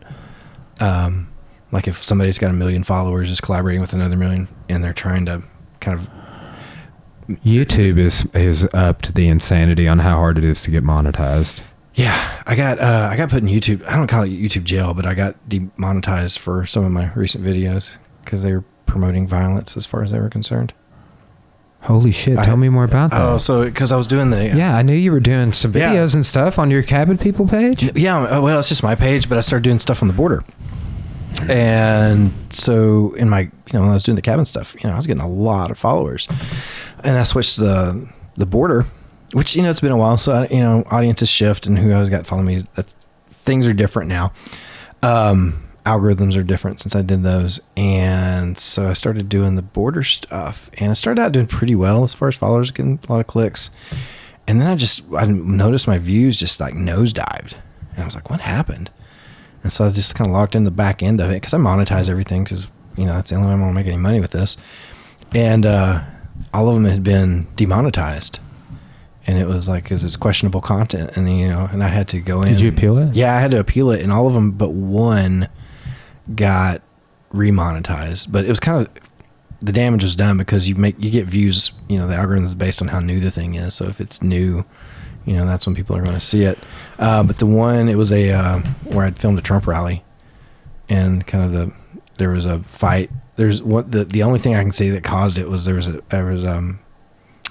Trump rally, and there was a fight between an Antifa guy and a Trump supporter. And you filmed it. And I filmed it, or I filmed them getting arrested and screaming. And that's the one they didn't. That's the one. Yeah, that's the one that's still demonetized. So, but yeah, it was kind of crazy, because it was just like. It looked like stock market this week. It just nosedived. And I was like, man, that's so crazy. Like, how many times has this happened through a different medium, like the Espionage Acts and stuff like that? Like, you can't call James Madison fat and bald, even though he's fat and bald. Right. Like, stuff like that's gone on. Like, and I get it, and people wanted to blast me a little bit, but a while back I was like, over this whole dog park thing locally and the pit bulls, I was like literally the city government was like, don't be critical of us. And I was like, bullshit. That's my job. Anytime a government asks you to not be critical, you should double down on your critique. Right. And I was like, talk to your friends and family and neighbors about this. Because, but I think that is like, what's going on, like whether it's YouTube or Silicon Valley or whatever, there is this active, and maybe it's just in the cyberspace, right? But there's this sort of active campaign, like, you are a journalist. We need to hear what you have to say. We need to see your field work. Right. But no, it doesn't follow our algorithm. Well, and two, think about the people that are there being like, bump, no, you don't get to be monetized. Like, there's somebody there a lot of times. Now, on certain things, they do have a program now. So, like, where they will scan your video, and if it has the C word in it, can't get monetized. That's what I was told, or the message I got was it's an automated thing that demonetizes the first time, and then you appeal it, it gets reviewed by actual human beings. And it was then still demonetized. I had one get... which on my channel's not monetized. So, but it was like, basically it was like, you can't ever make money on this video, because you could hear through my headphones, you could hear something in the mic.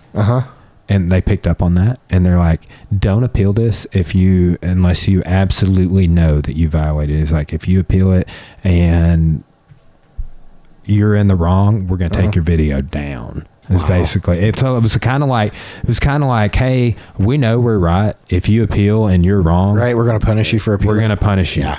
I was like, damn. You get that, you get that feeling, but then the question, this gets back into the question of where do these things stack up as far as freedom of speech? They're private companies is serving as a public platform. Should they be able to censor you or not censor you? Should they, Facebook did it when they started changing the timeline, because it used to just be whatever your friends were posting, you'd see it all. And then they're like, you know what? I think we want to try to optimize your timeline. We're going to let you see the things that we think you want to see. I already bought the backpack. I wish they would stop sending me backpack ads, Like, why can't they just realize when I go and buy the backpack and then send me something else? I'm still getting the backpack up. That's because you're obviously still in the market. Yeah. Maybe you want a better backpack. I did get a sweet tactical backpack. I meant to show it to you, but it's super heavy duty. It's different than any backpack I've ever had, but like, man, you could. What makes it a tactical backpack? Kevlar? Yeah, it's that backpack itself with nothing in it is very heavy. Okay. It's got you can make it wider, so you can make it a bigger pack. Yep. It's got a nice thick area that goes around your waist and your chest. So if you wanted to like ruck with it or something, you could do that. But just, I don't know if it's Kevlar, but it's durable and thick. A buddy of mine we always thought he would be SF, but he just ended up being, he's a submarine guy. But he's who recommended it, and I looked at backpacks for a while because mine has a hole in the bottom of it that I was using, and two, I started going to the gym every morning damn near, so I just have a backpack for like my clothes and like my workout journal and just some different things like that. So I just needed a new one and started, like, I'd seen these people with these tactical backpacks, and I'm like, I thought it was just something like the military, because like you see all the National Guard guys, they like, I liked that style of backpack. Right. People I knew have had them for like 10 to 20 years. Right. So I was like, well, I don't want to get a military grade camo and all that stuff, but I was like, that style, super durable. My buddy Brent had one, and then I started figuring out that a lot of the military guys I knew, that wasn't even their military pack. It just looked like it, right? Okay. So I just ended up getting a black one, and it's I really like it so far. It's super durable. Is it here or is it at the gym? It's in my car. Okay, yeah, show it to me for a later. Yeah. So. It was like $94. It's actually a SOG, S-O-G. Okay. Like they have I got a sweet SOG machete, hacker saw, knife thing. And they make incredible, like, tactical tomahawks, knives. And that, again, we're getting the stuff I like making. I want to start making is that, because I mean, I've got a backpacking backpack that I use, like, especially when I travel, because I just like having something I can just throw everything in. Kind of make a sweet backpack out of a gi. And I'm sure. And then I've got a day pack that I use. The day pack is something, because this is why I'm curious, because I've had it. It's just an old Coleman, I don't remember, but it's a day pack, and I use it for everything. Like if I go, if I'm going out in the woods, like if I'm hunting, it's the backpack I load up for that. If I'm going out in the field doing something and I just want to be able to throw stuff on, but I don't want something super cumbersome, that's what I take. See, I'm hoping that, like, because right now I've been carrying a backpack for the gym and just like some essential stuff that I use every day, but then I have like a satchel more for like books and notebooks and markers and pens and just stuff I use for work. I think this backpack is big enough I can start using just it. Okay. Like, stop carrying 2 bags, essentially. Think that'll get too heavy? Maybe. I mean, I don't carry a ton of books back and forth, but like my journals, like the daily journal I write in, and then like my workout journal, I was keeping in the other one anyway, but depending on how many books I have, I usually only carry around 1 or 2 books with me though. Okay. Back and forth. So. Like to school? Yeah. Okay. Yeah. Now, do you actually use the books in class, or do you? Sometimes. Okay. What I've been doing more than anything is I've been trying to do this, like on my U.S. History 1 book. I've been creating some PowerPoints, and then I go in and I see what pictures the book has in it. Right. And I do a real brief PowerPoint, just key terms and stuff. Yeah. But I will pull some pictures in from the text and then from elsewhere. I like PowerPoint just for they're my talking notes. Like same. I use them for review more than anything. I will read what's on the screen. It's like I'll read this and then I'll talk for 5 minutes about what it means. You know. But that way it keeps me. I don't have to carry stuff around with me. Yeah. So I like just being able to, let's say I lectured on the Articles of Confederation last class. Like that's what I did. So I made the PowerPoint between that class and last class. So I was like, remember when we talked about this, you know, and I did it in Civ 1 yesterday too. I'd made one over all the Greek civilizations we had talked about to the Peloponnesian War. And then I just like I didn't have anything new. I didn't have what I was lecturing on that day, but I was like, yeah, remember we talked about these guys and this linear A, linear B. Here's what Jeff Wood says about linear A. Remember we talked about this. But it's good. It's been good for review, and I constantly end up using it just as a review capacity on the previous ones I've made. Less so. If that stand is acting weird, let me know. No, actually, I was actually just making a critique. I was like, the stands are pointing in the opposite directions. It is. With that one, I think might have like a little slack in it or something. I need to tighten it up. That's all right. Yeah. I got it. I was like, see? Well, because what I realized... Okay. I'll tech nerd out just for a second, because I was like, oh, the camera's over there, but then I've got the microphone over on this side and then all this stuff. I got all this stuff in my face, so I need to make sure people see me. Yes. We should just face the camera here. Yeah, I'm going to ask Stormy to come on here pretty soon. Stormy's so entertaining. She is. She really is. And I told her, I was like, you need to come on a podcast because I don't have enough girls on here, women, and I don't want to be perceived as some toxic dude just sitting down with my bros. That was because she was my first semester student last fall, And so she was doing the kickboxing stuff when I was over doing jiu-jitsu, and she's like, "You guys scare me. I don't know what's going on." Because she is funny, man. Like, she's so animated. Yeah. And she's from Texas. Yeah. So, like, as soon as she told me that, I started, like, earlier, I was like, I've always wanted to take a Texas state history ever since this. You know, just like, I'm like, what do you know about that? You know, I teach here in this chapter 13. And she's just like, well, the first thing you need to know about Texas is there's not just one Texas. Oh, man. Yeah. Yeah, Texas independence. Well, I mean, I've told you, you've got South Texas, you've got North Texas, you've got West Texas, and then it's a large state. East Texas, yeah. I didn't realize. So last summer I had to drive. How different would you say those areas are culturally? Like Eastern Arkansas to Northwestern Arkansas, kind of difference, but in all four corners. Probably at least. Like they sort of blend in. Like North Texas is very similar to Arkansas. Like you get that North Texas, or South Arkansas, it's all kind of the same sort of region. It's coastal plain. And really a lot of East Texas kind of follows that when you're kind of going down the coast, because you get into, you get kind of, it's a lot similar to the Louisiana stuff. So I know it's like on the river boats, the push boats that are going up and down, pushing barges. Those are all Cajuns driving those things up and down from Houston to wherever. South Texas is when you start getting the Mexican influence coming in there. And really it's like the moment you get south of Houston, it's really, even from a ecological standpoint, like you see, like driving down, big oak trees, pine trees. Yeah. You get north of Houston, you're still seeing all that. You're starting seeing a few palm trees there. You get south of Houston, it turns into mesquite. Like, I know, like, it's just like immediate. Like Houston's a swamp, and then you get out of Houston, and suddenly you're in this other world, and it's like flat, and it's flat mesquite. I'll tell you what was weird is the first time I ever drove the other side of Amarillo, like going out west. Yeah.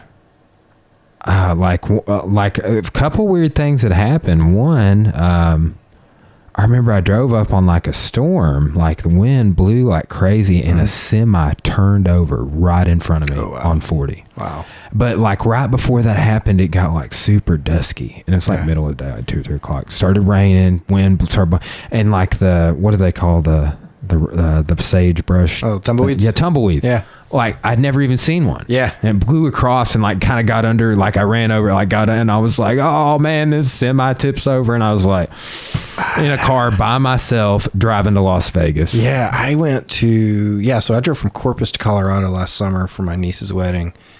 How long a drive was that? It was all day. Yeah. I mean, it was, it was about 1,000 miles, and like 700 of it was Texas. Wow. Wow. Then, so you go from South Texas, I'm basically coming from the bottom of Texas. The Comanche could do that in like 3 hours. Yeah, I know, right? It was no problem. Like, I was like, and I remember thinking, I'm going through all the Comanche. It was sort of because I was reflecting on a lot of that. And then you get into where all the buttes are. And so it looks like you're in a Western at that point. And you get around Lubbock. It just keeps going and going and going and going. And I just remember we got to Amarillo. And I didn't sort of took a bypass road around Amarillo, and we just sort of got north, popped over a hill, and it was just like, holy shit. Like, I hope I don't break down here, because it was just like, oh, I'm in a desert now. And there's like, it's just a highway, and you don't see anything else. And I'm just like, dude, like Amarillo to Flagstaff's weird. And it was just, okay. And then, but you go from coastal Texas, which is one thing, and then you get into West Texas and central, and a lot of that, it's like Austin, San Antonio, hill country, and you start getting the hill country area. That's one part. Then you get further west, that becomes another part. And the other thing about Texas, they don't have like national forest there. It's all private land, and so you'll have these ranches. Like King Ranch is not far from where I am, and we're talking hundreds of thousands of acres for some of these Ted places. Turner's ranch in Texas like insanely huge? They're all, and that's some of them are the size of states. Yeah, and you'll be driving down the road, and you'll see them because they're fenced off, because they do a lot of hunting there. I was in captain's class with a guy who used to work at King Ranch. He's like, yeah, we used to cattle. He said, we hardly do cattle anymore. He said, it's all like a private lease and like hunting guide stuff. And he said, that's what I would do. Yeah. And but you'd drive by, and it was like, that is not, you'd see an animal on the other side of the fence, and I'm pretty sure that animal's from Africa. That is not a native animal. And that's what and I've heard the thing. There's more, there's more captive tigers in Texas than there is. I have heard that. I was just thinking the rest of the U.S. So I don't know if there's any validity to that, but it wouldn't surprise me. Wow. Texas, when I went down there, I legitimately felt like I was in a different country. Like it just, food's different, culture's different. Like, it's a conservative culture, but it's a more of a libertarian. Like you know what, you do you, I'll do me. Just, don't mess with me and I won't mess with you. A lot of times the Hispanics, people like just kind of automatically assume Hispanics are going to vote liberal. They're some of the most conservative people you can imagine. You can start talking to them. They're, when I think like a traditional Republican, old style kind of George Bush era Reagan Republicans, that's what they remind me they are. For a lot of them, they're not Trump Republicans. They're more like Reagan Republicans. So Trump Republicans. Wow, that's a weird evolution. Yeah. Has there been any? Would you compare? Could you compare Trump Republicans to any other Republicans that have either ran or been in office? No, I think. No, I was. Who was it that ran against LBJ in '64? Was that? Don't get me in line. I can't remember. When did? It wasn't Nixon. We're talking about it from a Republican standpoint. Yeah, on the Republican ticket. I can't. I'm embarrassed. Like I'm thinking George McGovern was on the left. Was that Barry Goldwater, the Republican? Yeah, and he, yeah. So yeah, I was thinking Barry Goldwater might have been there with some of the. Because remember he had this little girl, and then it was the countdown, an atomic bomb exploded. It was the countdown ad, that's a really famous ad. I couldn't remember if Barry Goldwater was a Republican for some reason. That's why I didn't want to say. Yeah. But, it was because they did the counting flowers. And it was kind of a mashup between Frankenstein. When Frankenstein killed the little girl in the atomic bomb deal. Yeah. Or the Frankenstein monster. See, that's on my reading list. I've never read Frankenstein. I was telling somebody this a couple of days ago, kind of where I see the party right now. I've seen it. Because we grew up in Arkansas. It's conservative. We got a lot of religious conservative here. And one of the things that's been really sort of interesting to me is how much of the religious conservative group has gone, and call them evangelicals if you want, has gone to support Trump. And I was like, when he's pretty much as a human being against everything that they would stand for. The difference being he took a platform of, against abortion, and they were like, that's good enough. But what I feel like is like, you used to go to McDonald's and they would have the little thing you put a quarter in and like it would spin around the big thing. And it was like, and you go, because like with the rhetoric, it's getting hyper. Like I feel like, and really kind of in both political parties, but especially on the right, I've seen, it's like, this was the rhetoric. It was here. Like it was just spinning around here. And as time and media has sped up, like their boundaries have gotten smaller. Like and so that rhetoric is just getting angry and hyped up, and it's just, now we're here, and we're just rhetoric and sophistry, man, and it's just getting crazy. And then I think their boundaries have been contracted so much. I mean, where to go? It's kind of like that's the moment right before it explodes, it falls apart, and then this is sort of that Phoenix moment where something new comes out. Don't know. Do you still teach public speaking? I am. But I teach it online right now. Man, I always wanted to take you for that class. I never got to. I still have a drawer full of stuff for like random things I used to keep in a backpack. I would take the most random objects, like that stuff would be great. And I would just like, all right, here is I had like a little green rubber fish. I was like, here, convince us to buy that. I could do business or professional speaking or public speaking. I was like, you need to give me 3 minutes about this fish. We just talk, so improv. And yeah, so I would do a lot of that stuff. Just like, all right, I need you to be able to speak coherently for 3 minutes about this thing. And they hated it. I like that, the improv side. That's such a, I remember one of the first jobs I got, somebody handed me an ink pen and was like, sell this to me. Yeah. And like thinking back on it, I'm like, now I would sell you the shit out of it. Well, the idea behind that kind of is the thing I found out first thing in that world is people are so, it actually gets into combat training. So this come back. So so many people are afraid to get them. They're afraid to get up in front of people and talk. Right. That is interesting. And so from a biological perspective, what happens when you get anxiety and you get afraid? Heart rate goes sweat, up. Cold sweat, you're getting palpitations. Yeah, because you're getting adrenaline dump, right? Yeah. So your brain does a couple of things right there. So this is where your fight and flight stuff comes in. Like when we're right now, we're talking, we're thinking, we're calm, we're using more forebrain, right? We're thinking. This is the analytical side of we're thinking. This is, jujitsu. This is where you're doing. You're thinking as you're fighting, you're sparring or whatever, you're rolling. You get into a couplers, like two, dudes that just get like, they're just throwing wild punches, right? There's nothing precise about what they're doing. They're all using major muscle groups. What's happening, and this is where you get into combat training, is when you get that adrenaline dumps, that fight or flight syndrome, you get the adrenaline dump and your brain switches from forebrain to midbrain, which is more large muscle groups. So you lose like muscle dexterity. So that's why it's hard. So your hands start shaking. It's hard to write. It's hard to do, things with your fingers. It's also hard to talk. Which is interesting. That's happened to me. That happened to me when I did my thesis defense in first few classes I taught, and it doesn't exist anymore. It's because it's because your adrenaline is putting you in a situation where you're afraid, and your body is from an evolutionary standpoint, is designed to hit really hard or run really fast in that moment. It's designed to use major muscle groups. It does not care if you can think coherently. It just wants to know you can run fast and hit hard. And so you get people in this scenario where they're afraid and their body is basically in the worst possible situation to think coherently and function. So I always just took it upon myself as, all right, I'm just going to make them afraid. I'm going to make them as awkward as I can right from the beginning, and I want them to survive this experience.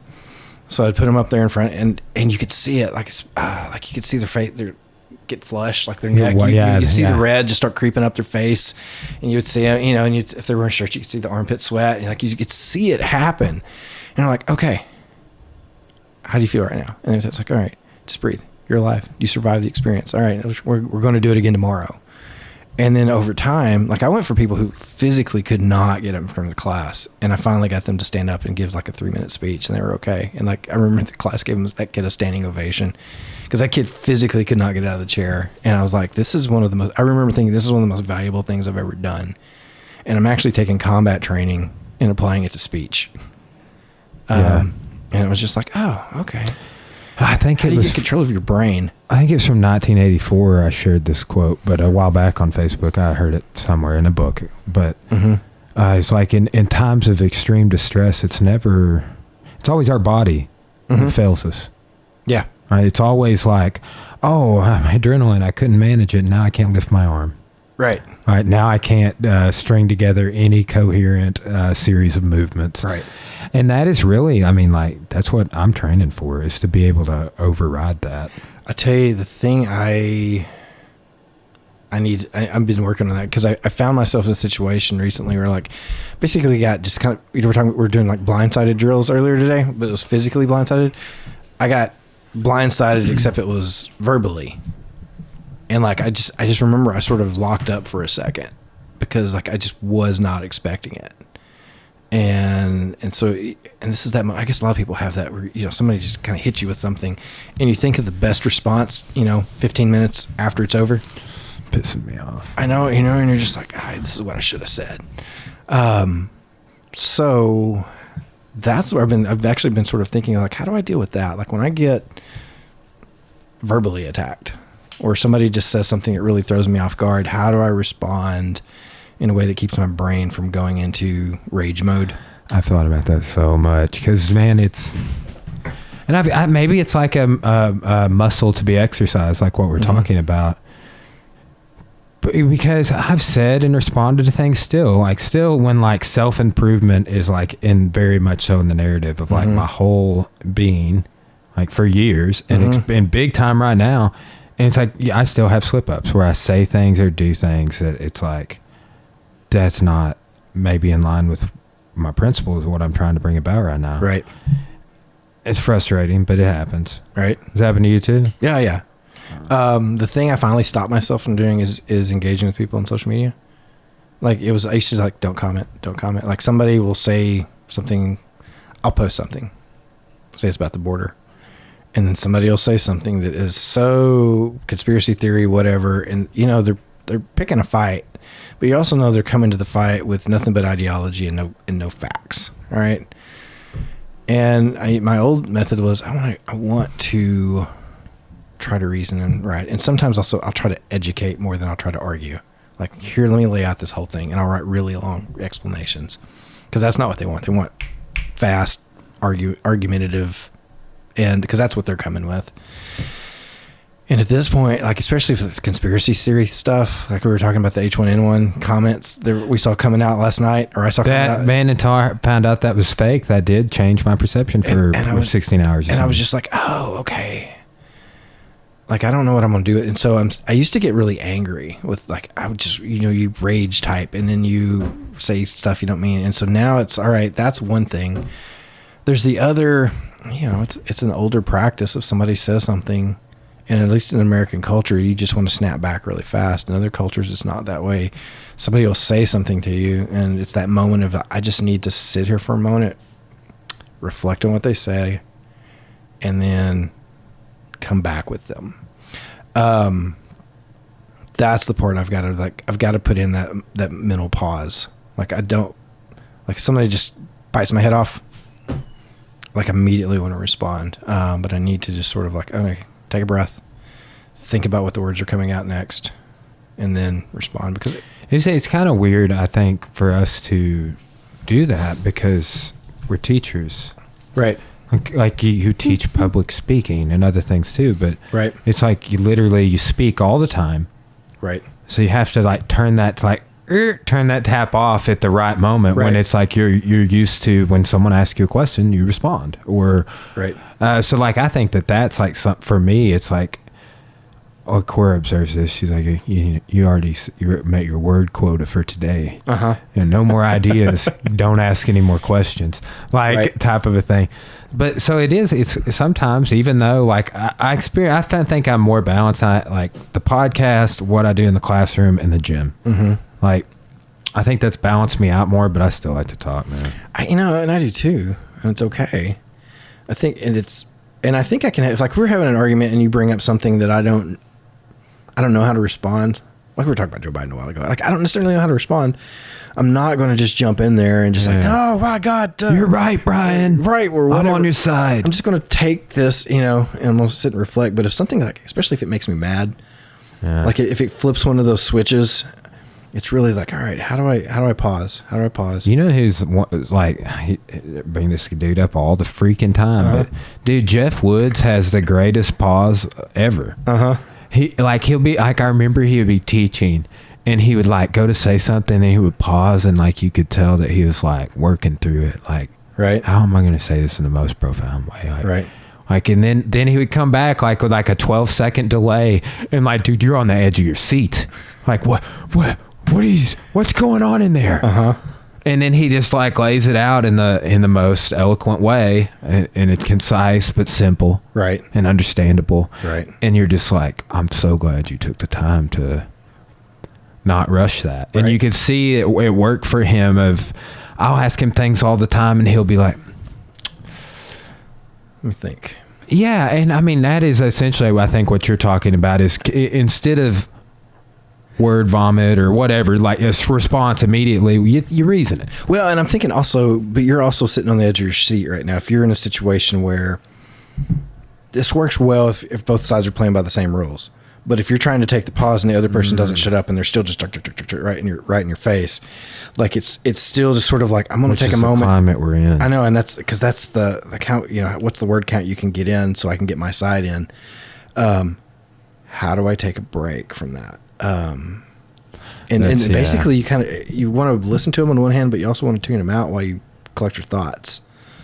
So I don't know. That's in my world of self-improvement, that's where I was like, oh, I really need to work on that.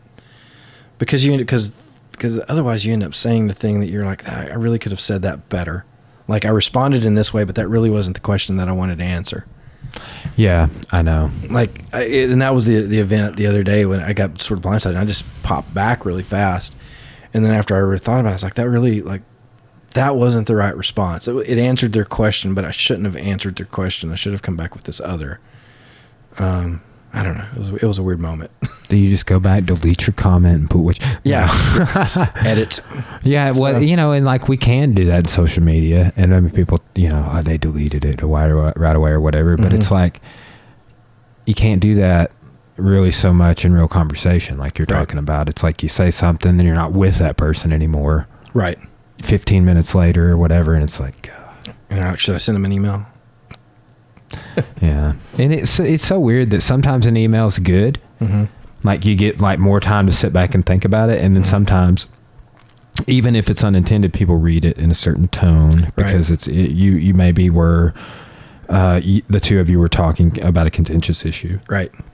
You're not trying to be contentious, but they still perceive it that way. This is what we call channel richness in the media world. So each channel we use has, what was it they used to say? And I don't know the actual, like 70% of your communications actually come through like nonverbal and verbal nonverbal communication.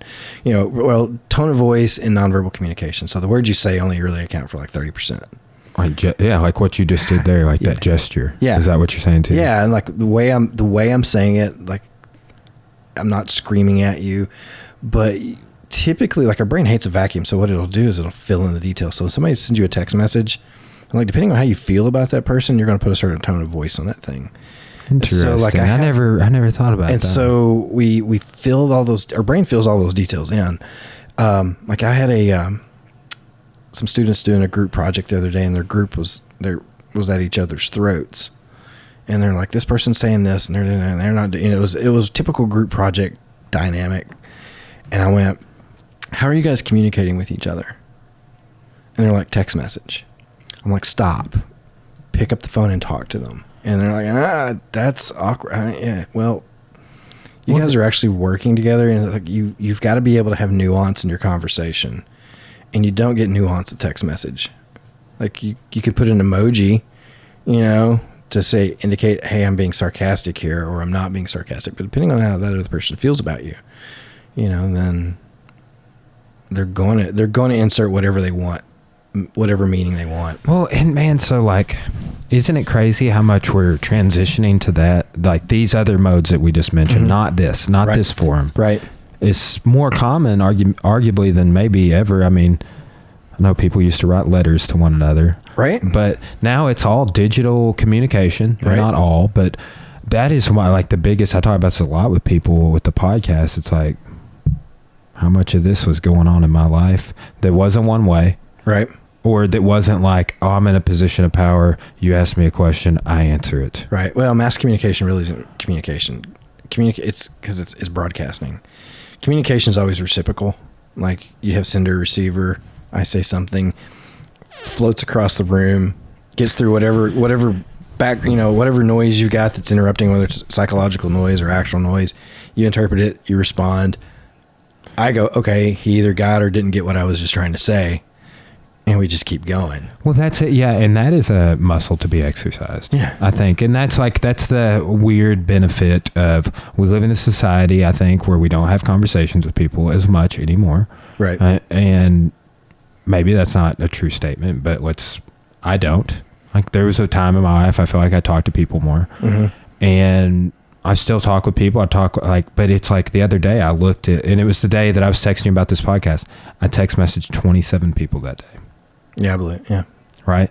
So I was like, I don't even know why I just decided, but I was like, man, I've talked to a lot of people today. Them texting me texting them, this about the new gym, talking to court. Like, I mean, it was just, but I was like, man, it's all digital communication. Right. And like, I wonder what fell through the cracks and what was misperceived. Sometimes, and sometimes that stuff's okay. It's like, hey, send me an address. It's quick. You're not really looking for a conversation. You're just conveying information, which is fine for those moments. Like, hey, what time do you want to meet? Great. I'll be there.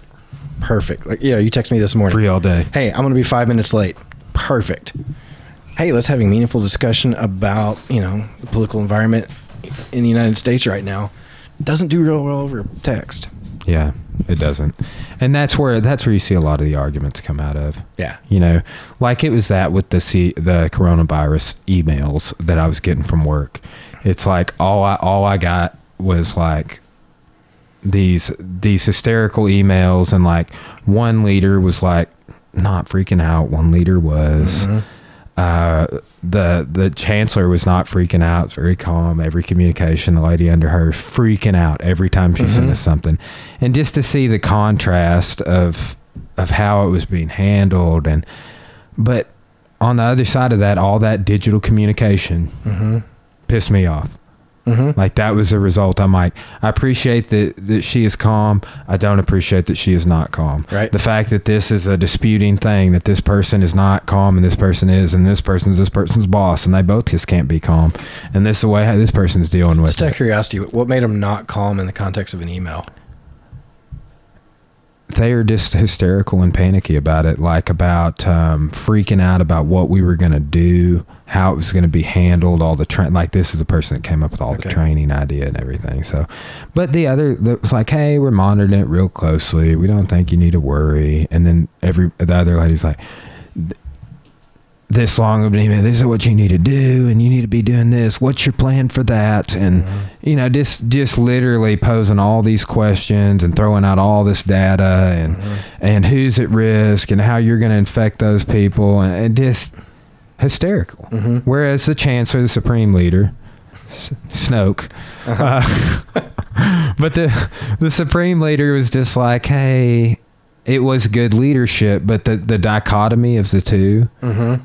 And how then there was another person that was sending some emails. It was just like all of it together was just this jumbled mass communication about coronavirus that had no cohesive narrative to it, and no one was agreeing. Right. It just became a big mess in my head, And then too, I resented it. But it was, I think, honestly, it's like, if we would have had a meeting in the Fine Arts Auditorium and just addressed everybody all at once and not sent 7 emails in one day, right, which had all of these... and then they're impossible to keep up with. Yeah, and then they wait until after we close on Friday to send the email out saying, we'll see you on Monday, we're not having class. Right.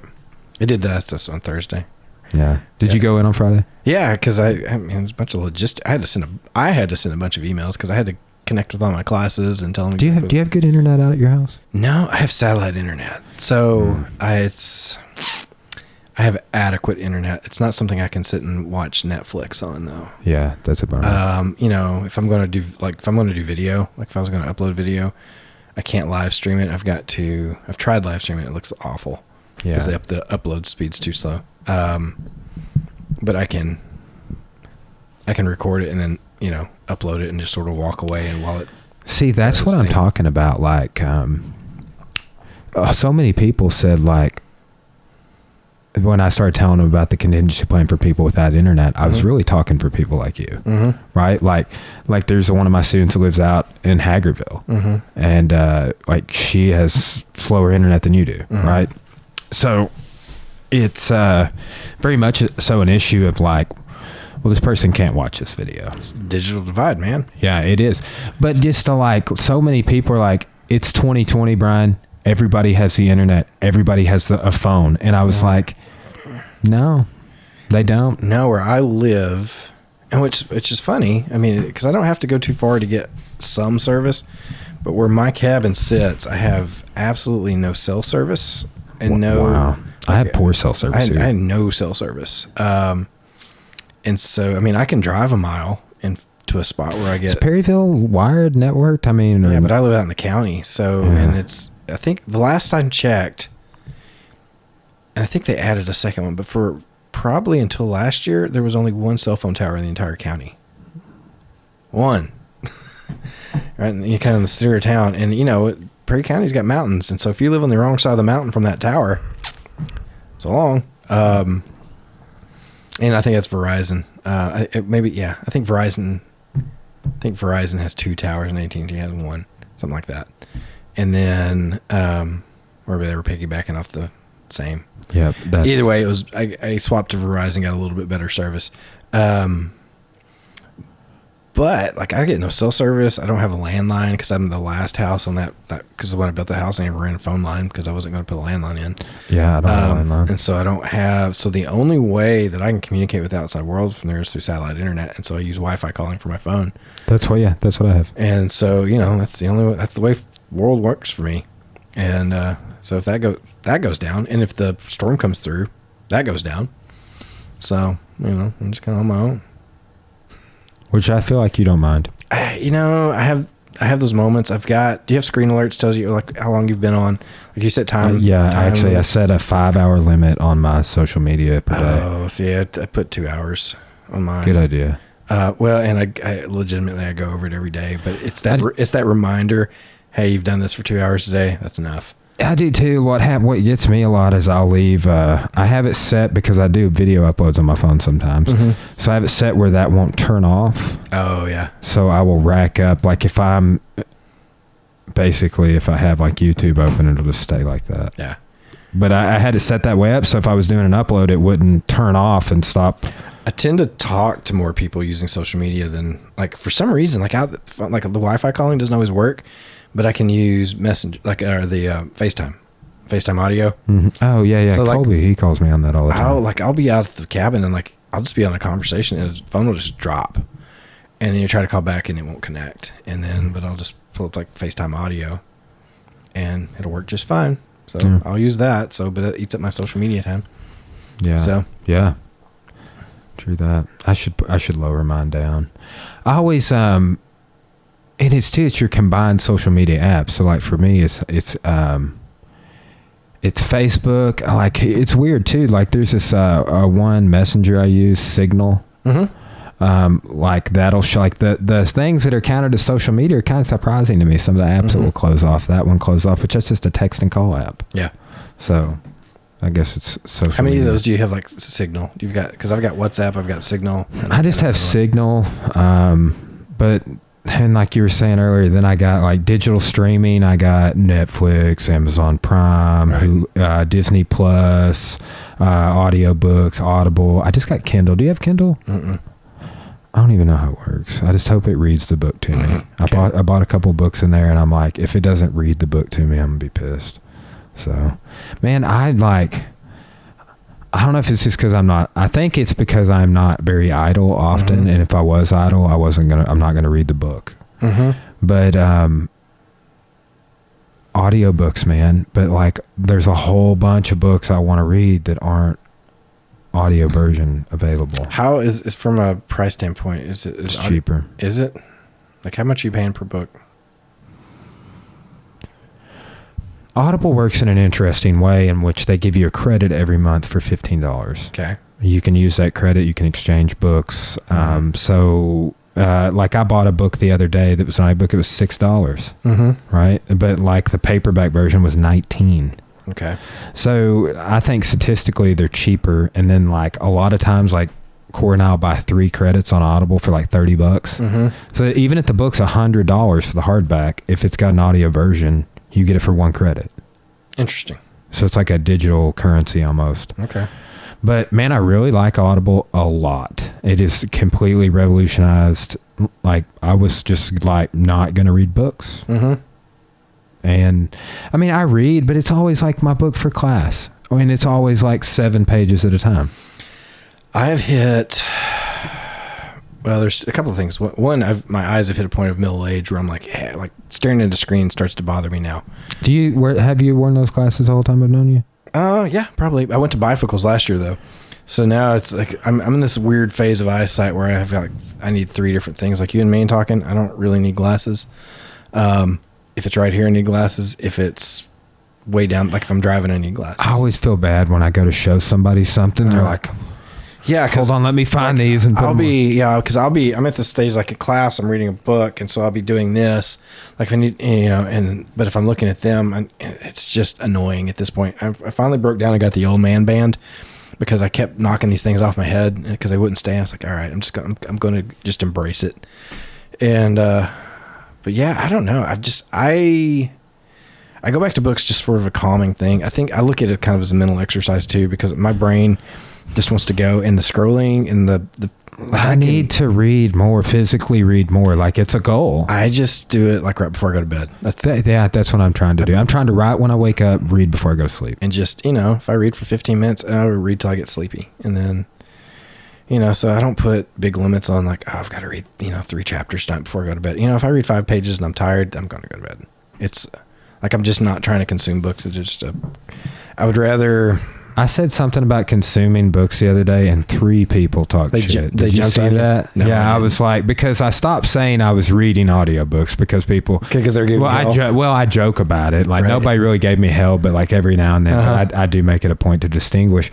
But so I said something like, I just consumed my 34th book or something. And they're like, I hear those are high in fiber. And I was like, yes, economic consumption. You ever heard of that? So it just does not just refer to food. This is a question I was going to ask you. Consuming that many books, do you feel like you have time that you're reflecting enough on them? Like, are you getting? I do. Sometimes I'll move at a faster pace, but they're shorter books. Because I know you can play those things like, you can, it'll read it, but it's, to read it like 1.5 speed, and you can just. I do 1.25 speed a lot. And if it's a real slow reader, I'll do 1.5. But here's what I would argue. I'm an auditory learner, 100%. I mean, that is like, I'm going to labor the best under those conditions. Right. Everybody I know that reads books does not retain all of the book. Right. And then I think that I probably, being an auditory learner, listening to audio books, retain more than somebody that reads books. I can see that. Like, because I really I've always been, well, in the old days, I was a talk radio guy. Like, I just like. Yeah, that's probably, you like Joe Rogan, yeah. Yeah, I mean, I like long podcast. And there used to be an XM, like satellite radio station that was like, it was a book channel. And it was kind of a weird setup. It didn't last very long, but that's where, when do I think? It was weird because sometimes they would do little short stories and sometimes they would do whole books, but they would do like 30 minutes of that book, like a day. So they would do it for 30, you'd hear 30 minutes of it from this hour to this hour, which worked if you were commuting and you're always commuting at that same time. Yeah. And so you would hear it. Okay. You're always there for that. So it's that regular radio programming, but if you missed it, then you just missed it, which is kind of annoying. But that's when I was like, I probably really would like that. I listened to the Goggins. That was the one book I got. That's a great book. Can't Hurt Me. Yeah. That is, I started exercising like right around Thanksgiving. So I'm like over 3 months in now. But it's like right when my dad had that heart attack, and my parents both have heart disease, and the Goggins book and then the Jocko book, Extreme Ownership. I listened to both of those right around the same time, and they got me pumped up enough to like keep going at that pivotal time where people will stop. They'll like make some changes, and then they don't solidify the habit. Right. But man, I read a book called Atomic Habits. It's really good. It kind of talks about just like the excuses that we tell ourselves and how hard it is to form habits and how we're pretty much just like a goldfish. Right. Like, I don't believe that. Oh, I'm going to do this. And then like, yeah, where are you at on that a month later? Like, and two, I noticed I go in seasonal patterns on a lot of stuff too. Like I've noticed that over the last probably 5 years, I'm like, I only work on this at this time of year. And I've tried to offset that. I'm sorry, there's a shelf there. There's a canoe behind me. Sorry. But I've tried to offset that because I experience a little bit of a seasonal depression like in the wintertime. But I was feeling that around that time. And then like my dad was in bad health. But once I started doing all these things to offset it, I was like, I'm not getting worse. I'm not going to feel worse this winter than I feel right now. So I just started eating better, started exercising, started the book thing, started doing all of these things that just kind of, I felt like really offset it for me. And it's one of the best winters. I didn't get sick. Right. I got bronchitis twice last year. How old are you now? Flu the year for that. 30. I'm about to be 33. Okay. When I was 39, I realized that I was going down that path. Like I was heading toward the middle-aged body, and I was just like, don't want to be that guy. I've told people this, like I felt like in some way, or at least at that period of time, and maybe just a winter thing, but like felt like I was physically and mentally slowly dying. Yeah. Like I was like, I'm not sharpening my mind enough. I don't have enough activity going on up here. I think you hit that point, and maybe it's in the 30s, because you're ramping up so much as a child through your 20s. You're trying to figure out life, and like really kind of the time you hit 30, you've sort of hit what you would call adulthood. I'm married. I've done whatever the things are. Life sort of levels out, and you're like, I'm just going to take a break. And like, I'm not going, because you know how many people get or won't pick up a book after they get out of school because they're just so sick of these books. That was me. And so I think, I kind of had a conscious effort of, for me, it was physically. I was like, I don't like, my pants don't fit right anymore, and I'm uncomfortable. I'm just like, you don't have a positive self-image either. And you're just, I don't care. I'm not doing anything, and I was still teaching. I was just doing, and so that's when I got into CrossFit then. I did that for several years, and it was that jump started a lot, and then your body starts working better, and then your brain starts working better. And it's like, hey, maybe I'll start reading some books. Hey, maybe I'll start writing some books. Hey, maybe I'll start, and you just start building on it. For me, it was a bunch of things too. I was like, maybe I'll start going to the dentist.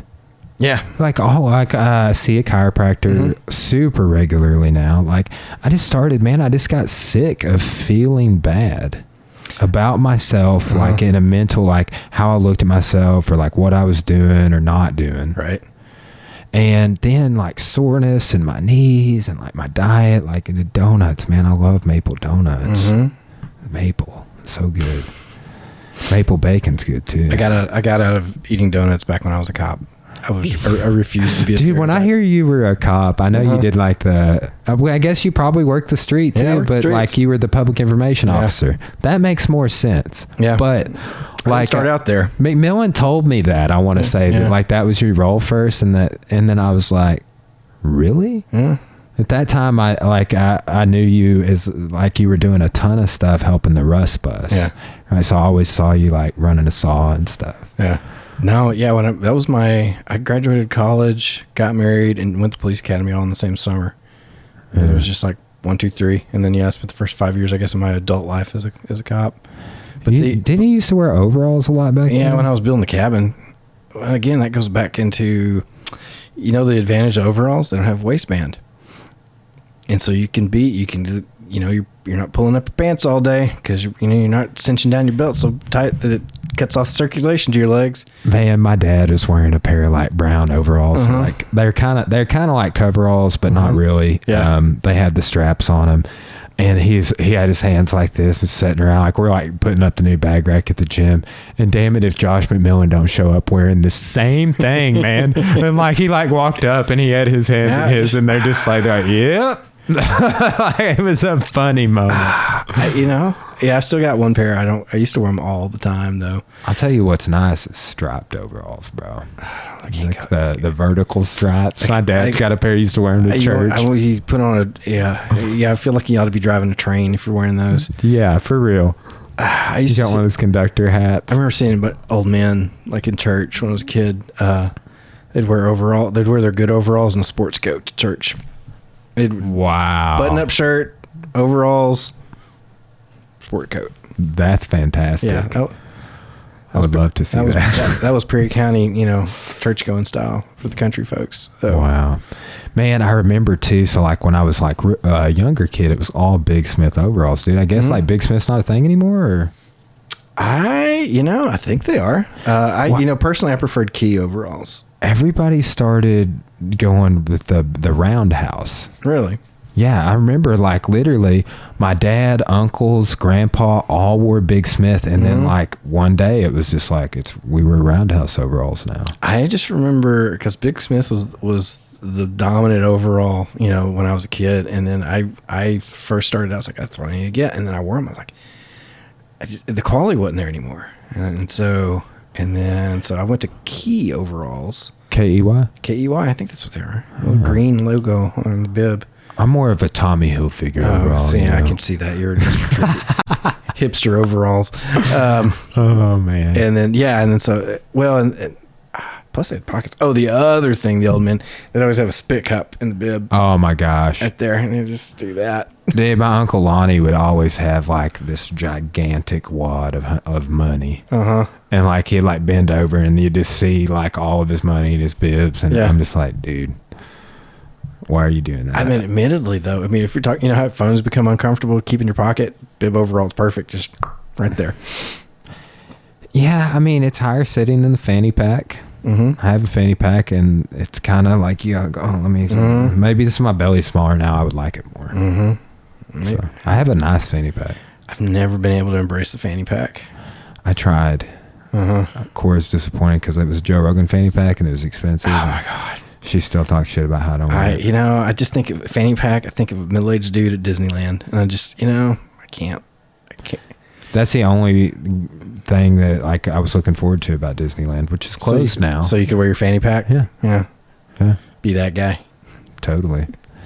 Like it's so funny. I was I don't know if I mentioned this to you earlier, but I was leaving St. Mary's yesterday, and I mentioned somebody going to the store, and like both the workers there were like, "Be careful, man." I was like, "I can protect myself. I got it covered. I'm good." And they're like, "You can." Oh wow. I was like, "Yeah." I've actually been. You know, here's something cultural in our current. The thing that I haven't seen that I've kind of expected to see is all the gun people like saying, "Hey, I've got my gun. You know, this is the apocalypse. I've got my gun ready." I have not been seeing them show up. Yeah, I know one person that has an underground bunker full of food, and they have so many guns and things on their property, but like they're just not the type of person that would tell anybody about it. Well, that's, you know, because that's the smart way to do it. Yeah. Like he has an underground bunker with a 20-year food supply in canned goods. Moly. Is that locally? Sort of. So that would be a land, yes. well, the land of Nod, north of Dover. Gotcha. Yeah, but he's a former SF, and he is definitely doomsday prepped. Like, it's funny, he got bit by a brown recluse a few years ago and thought he was going to die. And, I mean, he did have a hard time recovering from it. Yeah. He's like, yeah, I was down in the field, just talking to myself. Like, he's, like, pacing back and forth, like, basically telling himself to breathe. Like, because it got real bad, and they gave him, like, some pills that, like, didn't work well with him, and he'd never taken any pain medication. And that's, like, the first time he took him. So he, like, lost his ability to have conscious control of his breath. Oh, wow. But, man, it was wild. But he, like, started saying crazy stuff to his son. He's like, 20 paces from the oak tree in the backyard, you're gonna turn left, like just stuff like that. And like we were all like, why are you telling us all this crazy shit? But anyway, but yeah, that was not even the directions to the bunker. Right, that was just random. Like that's the coffee can. That was the coffee can for sure. But I mean, man, he just his mentality coming from SF, and this guy, like when he got out of the Green Berets, he said he got off the plane to go see his mom, and literally the NSA and the CIA were both there with briefcases of cash, and we're like, would you like to work for us, sir? My nephew is currently trying out for the Green Berets. Like right at this very moment, awesome. he is attempting to become a Green Beret. That's what I thought was awesome about Goggins, how he went through BUDS, the SEAL training, then went through Delta Force and Ranger School. Yeah. Delta Force twice. Yeah. Wow. Yeah, my nephew, he's a Marine, and he did Raider school last year, which is hardcore. I mean, it's Marine Special Forces. He made it all the way. He didn't wash out through he made it through the entire class. And then it's unlike like SEALs, you make it through, you're a SEAL. That one, if you make it through, then they select. And he made it through and didn't get selected. Wow. So that was a pretty hard blow. Yeah, and I then, bet. And then, so now he is looking, he's done 5 years with the Marines. And then, so he's doing the Army. Well, he's looking at doing the Army now. So I think if he makes this, then he'll re-up with the Army. Yeah. So Green Berets, man, in the 60s. Whew, wild for the time. I don't know what. Have you ever got Charlie Bush to talk about that? Just briefly when I was around him, man, I really want to have Bush on the podcast. I just like the only thing stopping me from reaching out to him is that I have to go through his wife, and I feel kind of weird about that. Okay. What do you think? You think I should just hit her up? Yeah. Friends with her on Facebook. You need to do it soon because they're going to be moving. What? Yeah, because she actually reached out to me recently. I forgot for something else, but they're going to move to Missouri. So if you want him, you better get him quick. Oh, man. Now's your chance. Yeah, because their daughter just moved to Missouri, right? One of their daughters. Probably. It's like her husband has a PhD, got a job there or something. Okay. Or maybe Sue Bush is from Missouri. It was northern Missouri. So, because I remember she asked me a question, and I was like, because they were selling their house. And I was like, where are you going? Because several years back, they talked to me, because I was talking to him, because they were talking about moving to a cabin somewhere. And so, because I was thinking, they found themselves a cabin. She's like, yeah, we're going to this place. And I Googled, it's like, holy crap, that's northern Missouri.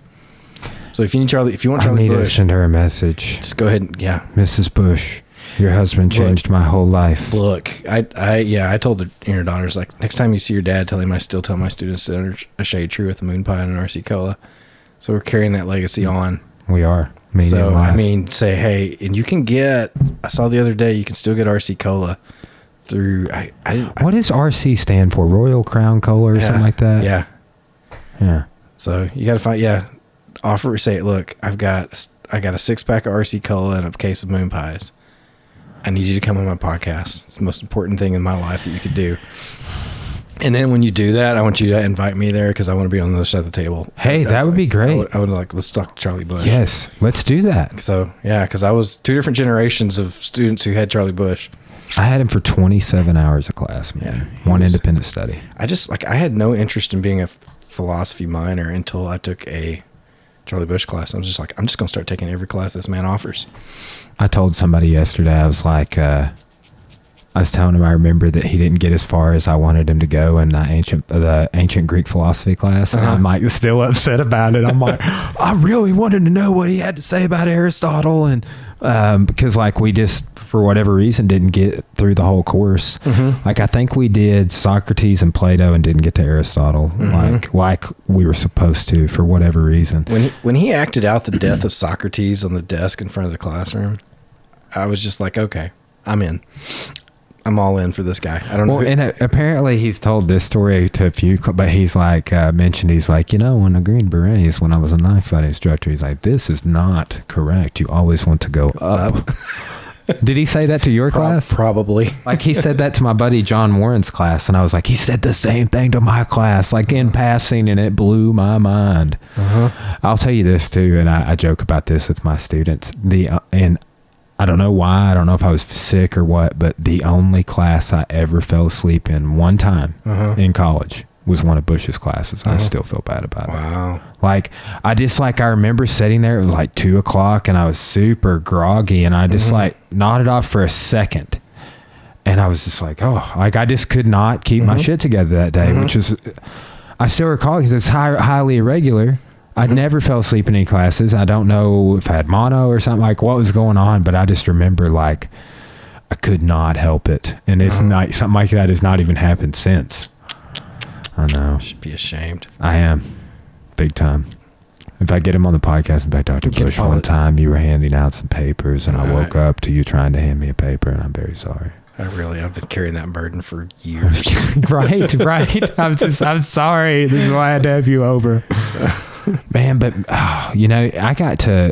Bush was still there when I left. Or he maybe retired the year that I left or something, like with my master's. But like, man, it was so devastating to me when Krieger retired and Georgina Duncan. They retired while I was there. So like I'd taken Krieger for 15 hours and then he was gone. And it was just like a void in my life. I didn't get to take it for all these classes I wanted. I'm still bummed about it. But Bush, the only class I didn't get to take him for was contemporary philosophy. And there was one more. Only 2 courses he offered I didn't get to take. Wow. I took him for ancient, medieval, and modern, but I didn't take him for contemporary. I took him for philosophy, religion, did an independent study, ethics, logic, intro. Okay, let me ask you this question. Yeah. Since we're in the philosophy, and you're not working in philosophy, where are you? We're in this world where the STEM fields seem to be dominating everything, and we're coming out of the liberal arts world. Where do you see philosophy fitting in this modern age? Like, because I keep thinking of when I see all the bad choices that get made right now. I'm thinking, if you guys focused as much on the liberal arts stuff as much as you are the STEM, like you would get. This is going to be a strange answer. Mm-hmm. I think we should focus less on Western philosophy and more on Eastern philosophy. I think Eastern philosophy is way more applicable in today's world. I mean, is that because you come from a martial arts background? Maybe not. I remember when I knew nothing about Eastern philosophy and I asked Bush about it, and he was just like, he gave me kind of an answer like, everything's already been thought up. Mm-hmm. We're not coming out with anything new. But too, like, then I asked him kind of a follow-up about, because I was like, what's coming after contemporary philosophy? Where do you see this going? Mm-hmm. That's what the question I had for me. And then I was like, well, what about Eastern philosophy? Mm-hmm. And he's like, it's just kind of its own thing, but it's just a part of the broader. Like, he just kind of had a generic response that didn't it wasn't profound to me, but like when I learned more and more and more about Eastern philosophy, like, I would much rather hear what some Buddhist monk has to say than Thomas Aquinas. Okay. Sorry, Thomas, like, you believe things that I'm never, ever going to believe. Let's just talk about the analogical argument on the existence of God. Anyway, actually I'll be honest, that's where I got locked in when we got to the 9 essential properties of God, the bear spray argument. Well, yeah, because I love theology back in because it was like I've always been I believe this, but why do I believe this? And so I was always about the digging, but taking that forward, like I was listening the other day, Southern terms means it could have been a year ago. The American actually has its own branch of philosophy that never gets recognized as transcendentalism, is its own branch of philosophy. And then there was somebody who found some New Hampshire. It's like all these original texts from in this abandoned house. That was an entire library of abandoned texts of like Emerson and all of these guys. And you're like, oh yeah, everybody knew it was up there. It was one guy who was still I think he was friends with Emerson. And everybody used to, swap books and keep big libraries. And this guy didn't have an heir, and he just sort of lived there, and he died, and his house was there. And it's like, yeah, a few people still have keys to it. And they took this guy, he was a philosophy guy, and he just happened to go. He's like, yeah, there's a library there. Like, literally, no, the door was, anybody could get into this place if they wanted to. And he just started looking at these books, and he realized, like, these are all like first edition. Like, this is first edition Walden. Did you see the Booker T. Washington book they found in Potts Inn the other day? Mm-mm. Yeah, an autographed book by Booker T. Washington. In the Potts Inn. Holy moly. Yeah, Courier did an article about it. That's crazy. Yeah. Is that girl from that writes for the Courier still your student? Hannah? Yeah. Yeah.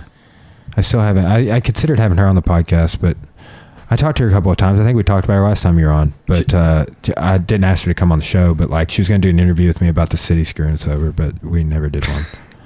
You should have her on there. She'd make I think I was saying last time, she is a budding journalist, like she's cub journalist coming out, she grew up in this world of what journalism ought to be, and now she's doing it, like she's getting her feet wet. And this generation of journalism is going to be interesting and weird, I feel like, right?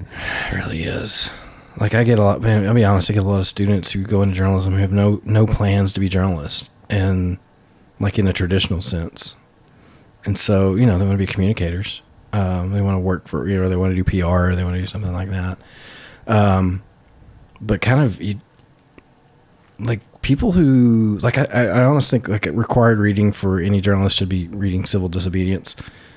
And, like, just skeptic mind approaching government. It's just... Was it Civil Disobedience was written in protest to the Mexican-American War, was it not? Slavery. Yeah, okay. Yeah, well, abolition movement, all that, yeah. Yeah, well, okay, so what was it, he that spent a night in jail because he refused to pay a poll tax that was going to fund the Mexican-American War? Yeah. Yeah, he's like, no, I'm not paying taxes, you can throw me in jail if you want to. And I think it was more than a night. I think Emerson, somebody finally bailed him out, and he was like, no, don't pay it. No, I'll stay in here as long as I have to. So that's principles. I love them. That's one of those things that I have to go back and read just every now and then. See, but here's the difference in that age and this age. You might get thrown in jail for not paying a poll tax, but it didn't ruin the rest of your life as a result of it.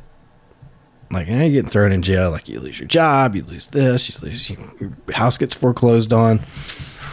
Yeah. And so there's structures in place that, again, if you want to talk about obedience, there's structures in place that makes you not want to get too far outside the boundaries because you might lose too much. There's a guy I've listened to a little bit over the years named Stefan Molyneux. Okay. He's from Canada, but he's an anarchist. Okay. He's been on Joe Rogan's podcast several times. Okay. It's some of my favorite episodes. What's his name again? Stefan Molyneux. Okay.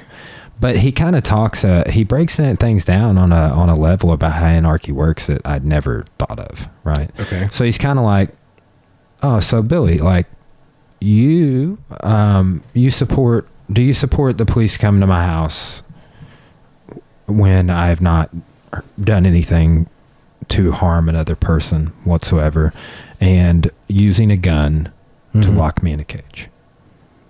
You would probably say, no, dude, I don't.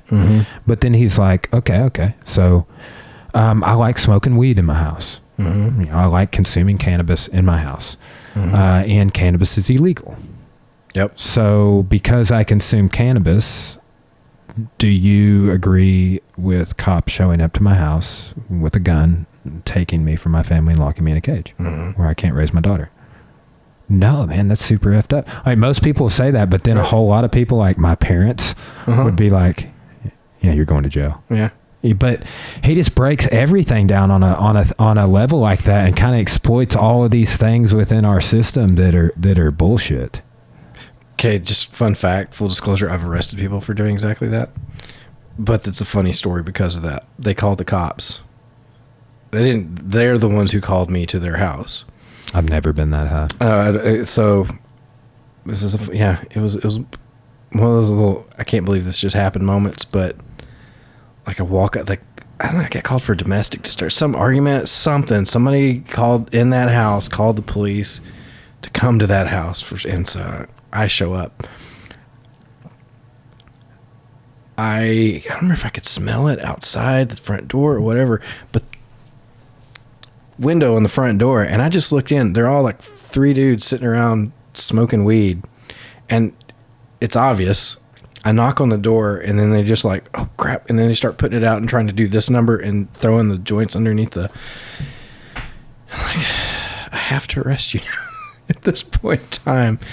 I'm like, see, that's why, like, I'm in a weird spot on that now. Like, I get that now, because honestly, like, medical wasn't even a discussion at that point. No, not even. Right?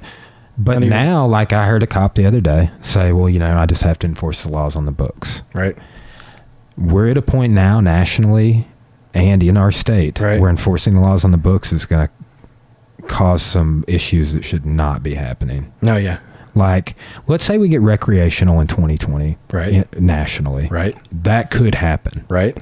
If Trump wants to get reelected, that's going to happen. Right. Like, there's no way that dude just like came out in January and was like, you know what?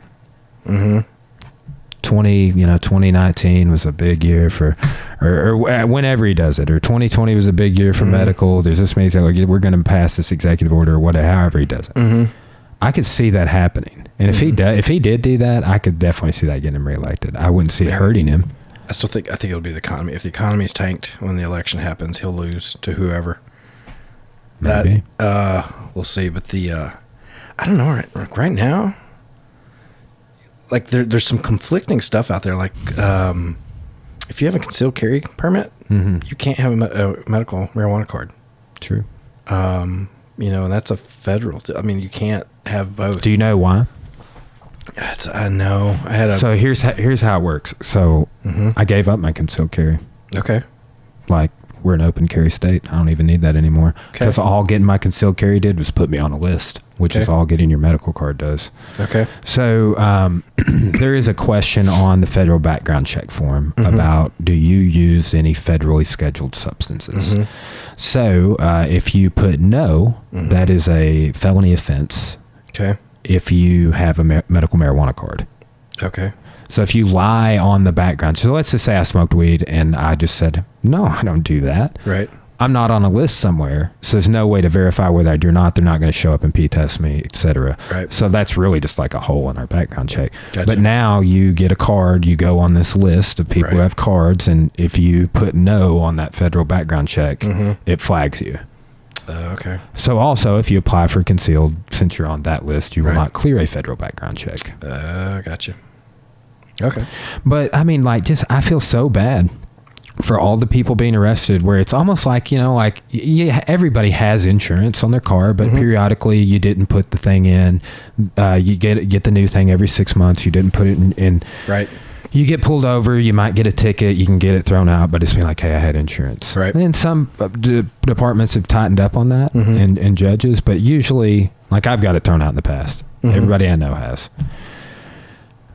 Like, apply that to cannabis. It's like you literally ruined somebody's life in 2019 for having a pen, like with like a cannabis cartridge on it, and here it is in 2020 and it's federally legal. Right. Like, that's like chemically castrating gay people to me. Right. You know what I'm saying? It's like, oh, Great Britain. Oh, yeah, we're sorry about that. Yeah.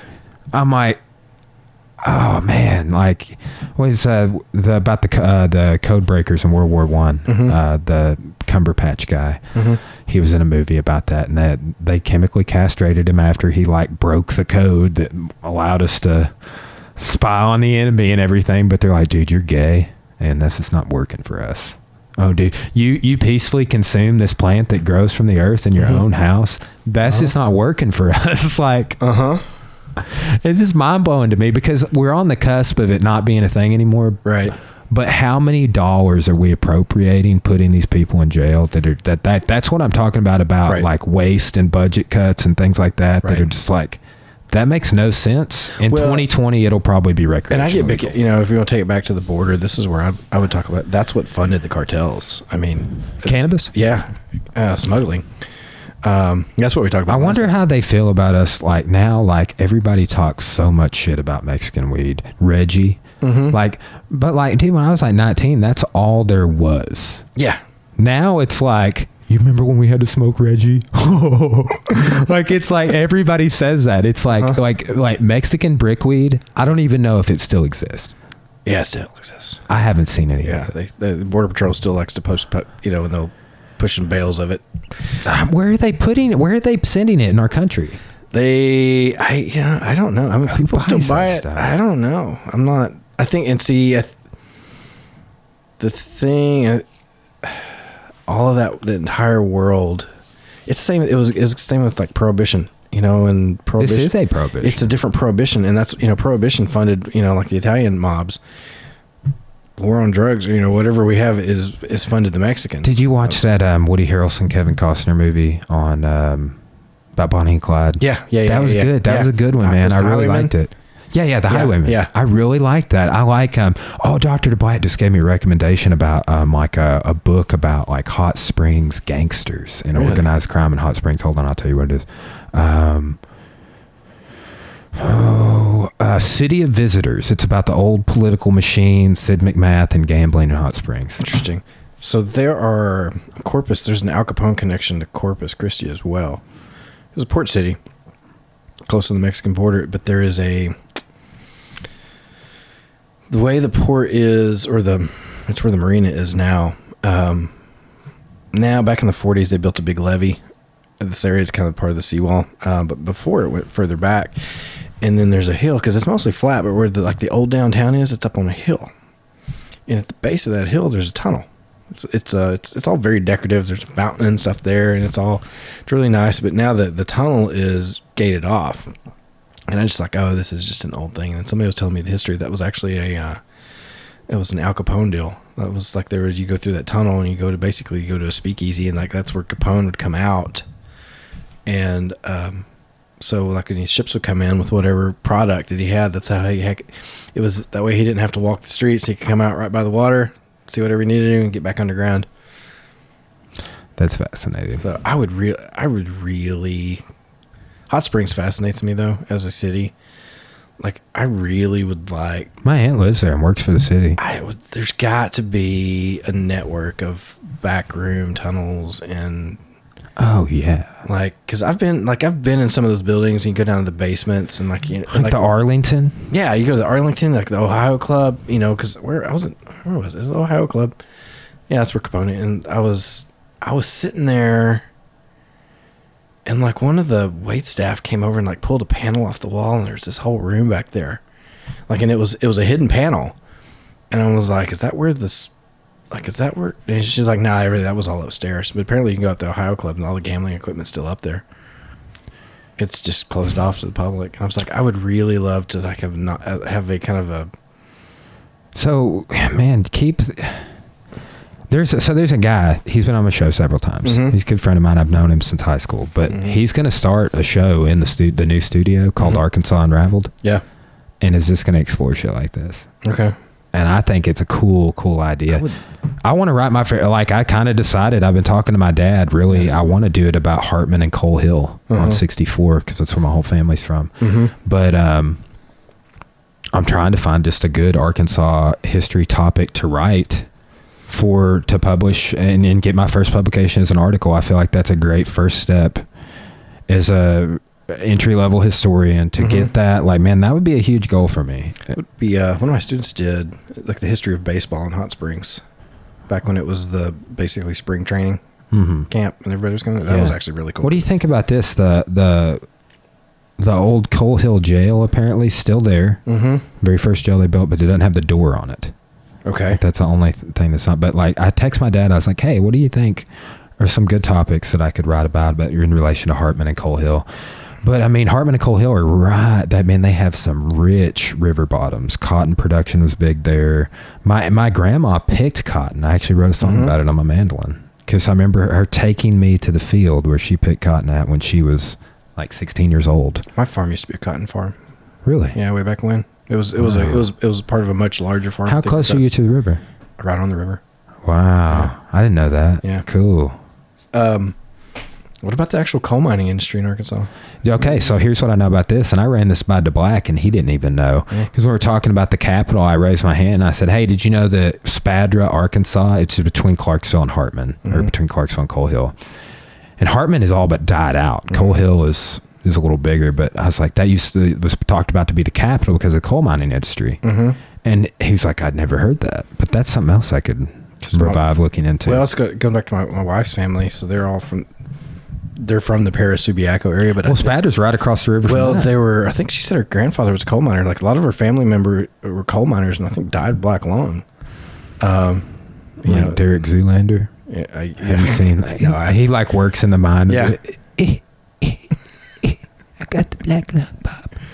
Yeah, but I think that's a thing that you get Coal Hill, and nobody even in this day and age, nobody even recognizes that the connection. Well, okay, going back to Pocahontas, we were originally talking about that mill that my family had, or my grandmother's family had. Like this place was a big deal from, I think it finally closed in 87. And kind of the cool thing, I was hanging out at a bar there later that night after I'd worked there, and there was this bar. Randolph County had just gone wet, like back in the fall, like they voted to go wet. So I guess January 1. And so this place they had just opened. They'd been open for like 2 weeks. And I was talking to the bartender, and she was, I guess, 20, 21, or 21, 22, early 20s. And I was just telling her what I was up there doing. And she was like, oh, I had no idea there was a mill here.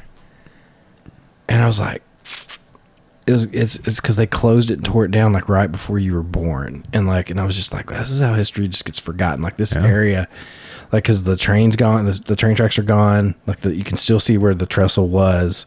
Well, that's like with Hartman, man. It's like when the railroads went out. Hartman's right before you get to Coal Hill. Yeah, and it died. Yeah, and it was dead when I was a kid, but it still had a store. Doesn't even have a store now. It's a post office and city hall. Those old communities have really started to fascinate me, though, because you see with there was some sort of economic driver at one point in time that's just no longer there. Well, do you think that was the railroad? I think part of it was the railroad, because you can still see, like if you're taking like Highway 22 out, you can still see like where the old highway was, and I guess there's some places where it was the old railroad. And then, so now they've got the True Grit Trail, but yeah, so the railroad was there. Like, I just listened to True Grit, and I signed it for my class, but I listened to it in 2 days so I could talk shit to him about it. I was just like, you guys better get your shit together. I did this in 2 days.